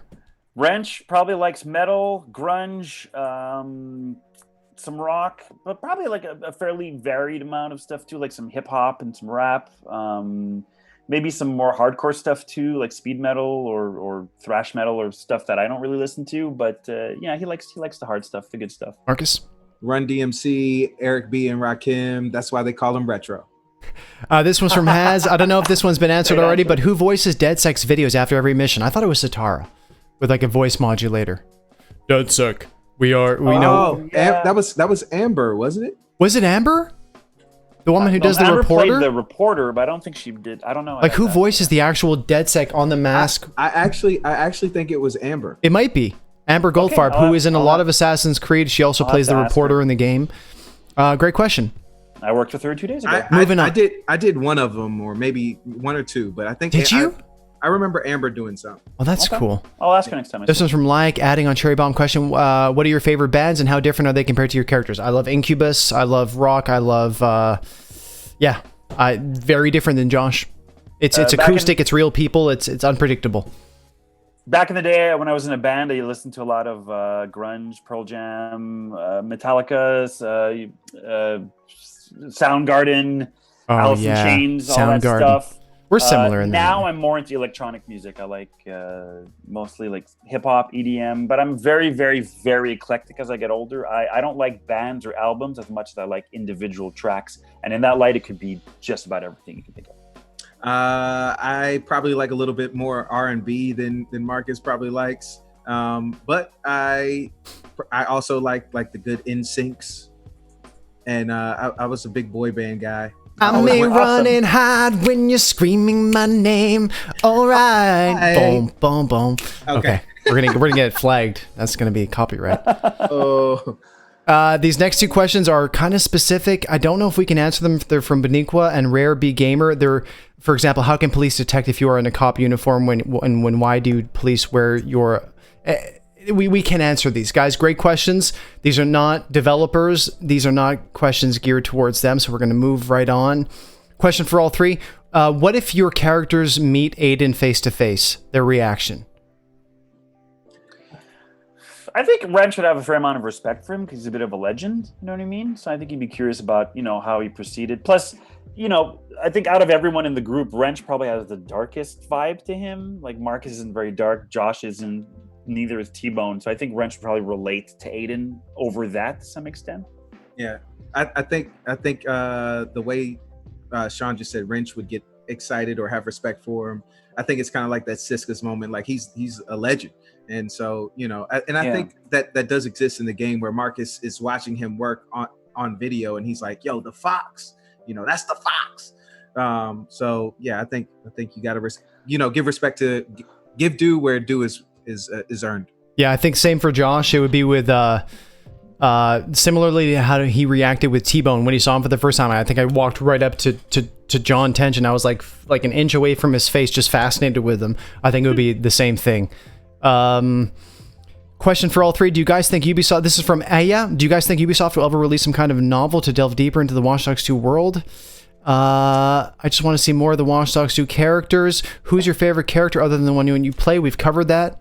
And which scene was your favorite to record? We've covered that. So first one was really just if you could dive deeper. Well, would they ever release a novel? I don't know if Ubisoft is in the habit of doing that. I know that around Assassin's Creed, there's been some comic books and some novels. Yeah. So I don't know if that would apply to Watch Dogs. It seems a bit late for me to have any new material come out about Watch Dogs 2, but I think it's possible we might see some novelization or tie-in with Watch Dogs. Guys, I feel like a jerk. I want to get to the questions that we can actually give you a good answer to. So I'm going to try to vet them as we go. This next one from Lumi, we've already answered about would we like to play evil characters. Moving down. Question for anyone: who is your least favorite, most annoying character? Lenny. Lenny? Yeah, I find her interesting. She was so interesting to me. The actress and the character are both interesting, but Marcus lives in me. And, me and Lenny, we got beef. Annoying character. I mean, Wrench. I don't know if Wrench's ever annoying though. He's funny. To Josh, he was. He might be a bit much, but I don't know. I didn't find anyone annoying in that game. I can't really think of someone I didn't connect with or on some level. So that's sorry fine. If that's a shitty answer. No, it's fine. Another question specifically for Ruffin from Lumi is, what have you been up to since Watch Dogs 2? Has the role of Marcus impacted your career? I've been doing a lot of voiceover work, so maybe in that capacity. I don't know if it's affected the roles that I've booked in television, but I worked on SEAL Team. Since then, I worked on The Arrangement. I shot an episode of The Blacklist, but I don't know if it's affected those, but they've been really cool. And that experience gave me the confidence to do it. This next question is for me, but I'm going to save that one. If you guys want, you can ask me I'm available to you guys 3 days a week. If you have more questions, I'm happy to answer them. But we've got these guys here for a short period of time, so I want to make sure you guys get their answers. Guys, we could always do this again too, by the way. No, we can't. True. So moving on. Okay. No, of course we can. Of course we can. I ask people to ask questions, and I don't want to leave them hanging. Could you do some of Josh, Marcus, Wrench lines? Don't fuck with the hot sauce. Hey man, you can't give him that. That's liquid cocaine.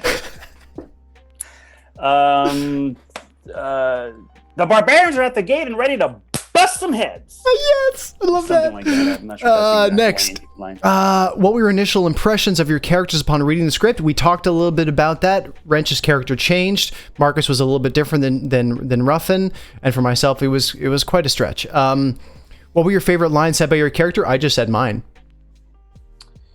Oh, Jesus. I mean, look, every line I had as Wrench was a dream come true. It was every line I could get improv and be funny. And so, I mean, I didn't have a favorite line because it was just a nonstop playground for me. Two that come to mind. You got a weird relationship with technology. And then the Siska's line, just step it up. Peace. So I am pretty fond of some of the lines I improvise that they kept. For example, when you say you have a weird relationship with technology and you leave and I say, he didn't mean that. That was improvised. or when I changed the script to say, and you're like, give me some coffee. Like, you want me to get a coffee for Wrench Jr.? I'm like, no, I want you to get me a coffee. He'll have a decaf. right? That was like a joke I put in there because of the way the stream. So anytime I got to inject my own comedy and it worked and was kept, I thought it was just awesome. You're part of the process, right? Scrolling down, guys, I'm so sorry. What impact has Watch Dogs 2 had on your lives? We've talked about that, I think. Just how beautiful and incredible it's been. Do you guys keep in touch with the person who plays Horatio? Yes. Ruffin said he talks to him when he's in LA. I haven't spoken to Michael in a while. Yeah. The last time I spoke to him, it's been at least a year. Mike's doing very well. He's been in 2 Lifetime movies, like big lead roles. Really?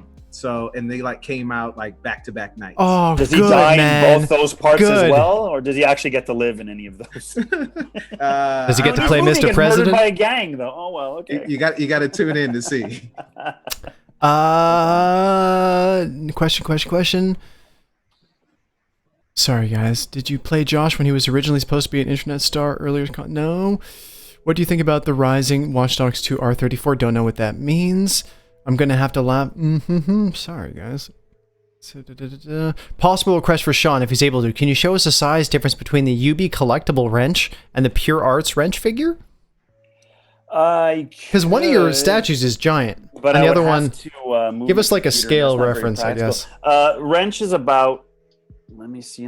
It's big. Is about the statue is about yay big. Like a foot tall. Yeah, about a foot tall. The Pure Art statue is maybe 3 feet. Like it's like half my height. It comes 3 feet. You see that poster in the back? It's about that tall. That's about how tall the wrench plus Marcus. Sorry, I have I have both of them. Pure Arts gave me a copy of each. What? It's quite amazing. Maybe mine got lost in the mail. But yeah, the weird. Actually, you know what? Screw it. I'm gonna give you guys a quick little tour Here we go. There you go. On the move. Here we go. On the move. Okay. So Vicky's like, what's going on? Vicky's like, don't show me. This is the Pure Arts wrench. That's the one I know. Guy. Yeah. Not Pure Arts. Okay. That's my Nerf gun wall because I'm a nerd.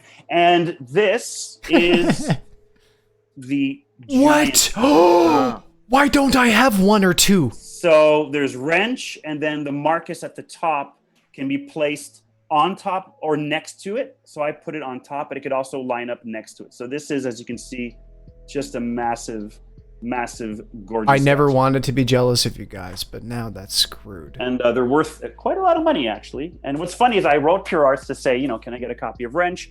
And they sent me also a copy of Marcus. So very, very, very, very generous of them. And they're one of my cherished centerpieces. And there's my dog, too. That's so sweet. Skipping along. Say hi, Heidi. Hello. This one's a good one, actually, from Kieran. Were you expecting the amount of passion and support from fans? And were you expecting fans to still be standing by the same amount of passion to this day? No. Oh, yeah. I say it during the streams. I'm grateful for you guys every day. I feel like an imposter. I want to give back. I don't know what we've done to deserve this. I'm happy that it's affected people and that we can connect with you guys. And I want to do more. So was I expecting it? No, I had no expectation. I was just scared. I was scared and I wanted to make people happy. I could have never dreamed that we would still be in dialogue about Watch Dogs 2 right now, but also like that the community would be such beautiful people who really care and are just so kind. So never could have dreamt this was possible. Ruffin, do you have the Marcus jacket? Love the look from Simply Dog. Do you have the jacket? I don't have. You don't have the jumper? I don't. That's such a nice jumper. It is a nice jumper. Man. I think we're getting close to the end. We've been skimming through. A few have come in. Just comment quick on that previous one. I just want to say, Did I miss something? It's okay. I never expected this amount of... Shawn, I'm sorry. That's okay. I never expected this amount of fan reaction. Not even close. I knew there'd be some people saying they like the game or not. But to this day, every week almost without fail, I get a tweet from someone saying, I love what you did. Wrench is my favorite character. He's my favorite video game character. I love Watch Dogs. Thank you for the work you guys did. I really connected with him or with Josh or whatever. I mean, people write to me mostly about Wrench, but it's been 3 years. Like, games don't usually last that long. in terms of their impact on people, unless they're huge. So for Watchdogs, for people to still get in touch with me to speak about the game, I think is a testament to just how much people were affected by it. Yeah. Man, I think we're getting close to the end here, guys. Haz says, how TF are you three so cool? Louis says, damn, all my questions being answered before they're asked. Please talk about more about the deleted clips. We can't do that. Where can you follow these guys? You can follow Ruffin at R Prentiss III. So I am the third. But R Prentiss III on Instagram and Twitter. Follow me. You can follow me on Twitter at Shawn Baichoo, one word. I'm also on Instagram at Chubei, so CHOOBAI, which is Baichoo, but flipped. My last name, Chubei. I also have a fan page on Facebook, which I update semi-regularly, which is just Shawn Baichoo, Facebook/fan page, Shawn Baichoo fan page. And I also have a website where I keep updated with upcoming projects, photos, bios, the whole deal. And that's ShawnBaichoo.com. So those are my social addresses. For me, you can follow me at Jonathan Dubsky on Twitter and Instagram, and you guys are welcome to follow me here on Twitch. Been playing games 3 days a week. For some of you who've been coming back, you know what it's like. It's a really great community we're building. I welcome anyone and everyone to come back as often as they can, whenever you want. If you need a friend, if you're lonely, if you need to vent, whatever it is, I'm here for you. I'm a human with you. I'm ready to go through these trials with you. We're here for each other, guys, and that's really what it's about. That really sums it up, guys. I mean, we've gone through the questions. I'm a little sad. It's been so sweet. It's so nice to actually freaking talk to you again and just spend time together. Yeah, 100%. Guys, I miss you so much. Miss you too, I saw Ruffin. Anna and I were in New York a couple of years ago, and we spent a little bit of time with you and Ashley, and man, guys, friendships are great. Yeah, friendships are great. Make time for friends. I've got to come to Montreal. Oh, please do. You do, man. You really do. You'll be well taken care of. You've got a bedroom ready to go. You and Kara, yep. Kara, you and Kara can, you guys have a room whenever you want. If you want to come in the summertime, it's ready for you. Anytime you guys want. And I will make you those English muffins with eggs. It's going to be really good. But guys, listen, thank you so much to everyone who spent a bit of time sharing with us, being part of this freaking weird experimental podcast thing. Thanks for all the questions, guys, and the comments and the engagement. I mean, I would have done this for no audience, like just to see you guys again. Exactly. But to see so many people, we get to share it. But that's what this is about. Show interest, but actually physically take time to commit to this, to support us, and to me, that's what this is all about, right? So I think that's amazing. Thank you so much, everyone. Thank you, guys. Thank you guys so much. Like Shawn said, this is exactly that question. Who would have thought that you guys would be here with us right now? We're just grateful. You don't know. With that, my friends, I hate, closing this off. It sucks. I hate it. I hate this. Well, then let's at least say we have the possibility of doing this again. We don't. Of course we do. But down the line, But then I have to wait until the future. Guys, thank you everyone who's been here. If this is your first time here, don't be a stranger. Please come by the stream. We hang out, we play games together, we talk about what's on your mind.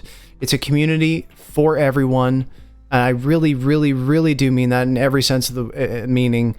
And then with that, Ruffin, Prentiss, Shawn Baichoo, Wrench, and Marcus, thank you guys so much for being here. I love you guys so much. Josh. And hot sauce. And that's it, guys. I hope everyone had a good 3 hours. Holy crap, we're doing Joe Rogan territory here. This is wow. So thank you guys so much for being here, for being with us, for sharing in this experience and being a part of it, which brings so much more value to what we do. Thank you guys. You don't understand how important you are in this whole process. I wish you did. You don't, which is cute and wonderful and amazing all at the same time. Thank you. Tomorrow, As I always say, Ubisoft. if it wasn't for the fans, we wouldn't have a career, right? Absolutely. If no one was there to consume what we do, we're just playing to a blank wall. You know what I mean? Exactly. So to me, that's everything to me. Like the fans were so. Oh, sorry, Ruffin. Hack the world. Hack the world, guys. The fans were super excited when we met them at Comic-Con. You don't understand how happy we are to meet with you and be able to communicate with you and just share in the experience. It's a wonderful thing. So thank you, guys. Again, thank you so much for spending some time. Yeah. Thank you, John. And thank you, brother. Thank you, man. That's it for today. I wish the two of you best of luck with the future and future projects. I'm sure you'll both do brilliantly. I have no doubt. And You too, I man. look forward to the day we'll all be on set together for something, somehow. Oh, God. Trust the fate to make it happen. Oh, God, Shawn, I hope that's true. It'll happen. I believe in it. If it doesn't happen, I'll make it happen. Ethan, I don't know if you're still here, but you've got 3 actors who want to work together. All you have to do is pump out a script. There you go. Or anybody else in chat. Colin, Ethan. Call us. Hey, we've got future script writers and developers in our chat. I'm sure there's people It will who are happen. gonna, Guys, I love you. We'll be back on probably Tuesday. I'm getting my floor ripped up because of flooding things. We'll see. Fun. But most of you have followed, so keep in touch. Oh, Ethan is there. But that's it. That's it, guys. Have a wonderful rest of your day. Say hi to Kara. Say hi to Vicky and Heidi. And guys, I love you to no end. It's ridiculous. I really do. I mean that with all my heart. I say it every day. You too, Ruffin. Absolutely. Okay, guys. Until next time. All right, guys. Mwah. Be well. Thank you, everybody. I bid you Much luck to adieu. everyone. See you guys. Have a good day, everyone. See ya. Peace. Bye. Bye, guys.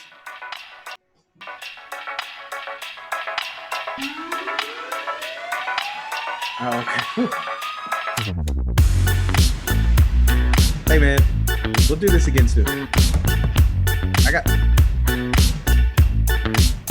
I miss you too, man. It's good to just sit here and talk.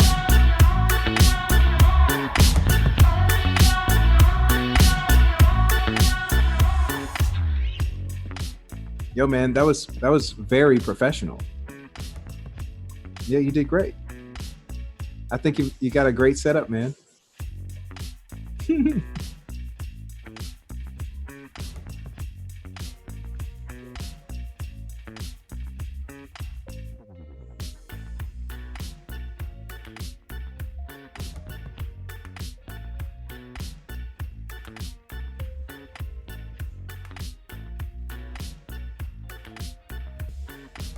Well, we'll have to get on that Call of Duty together.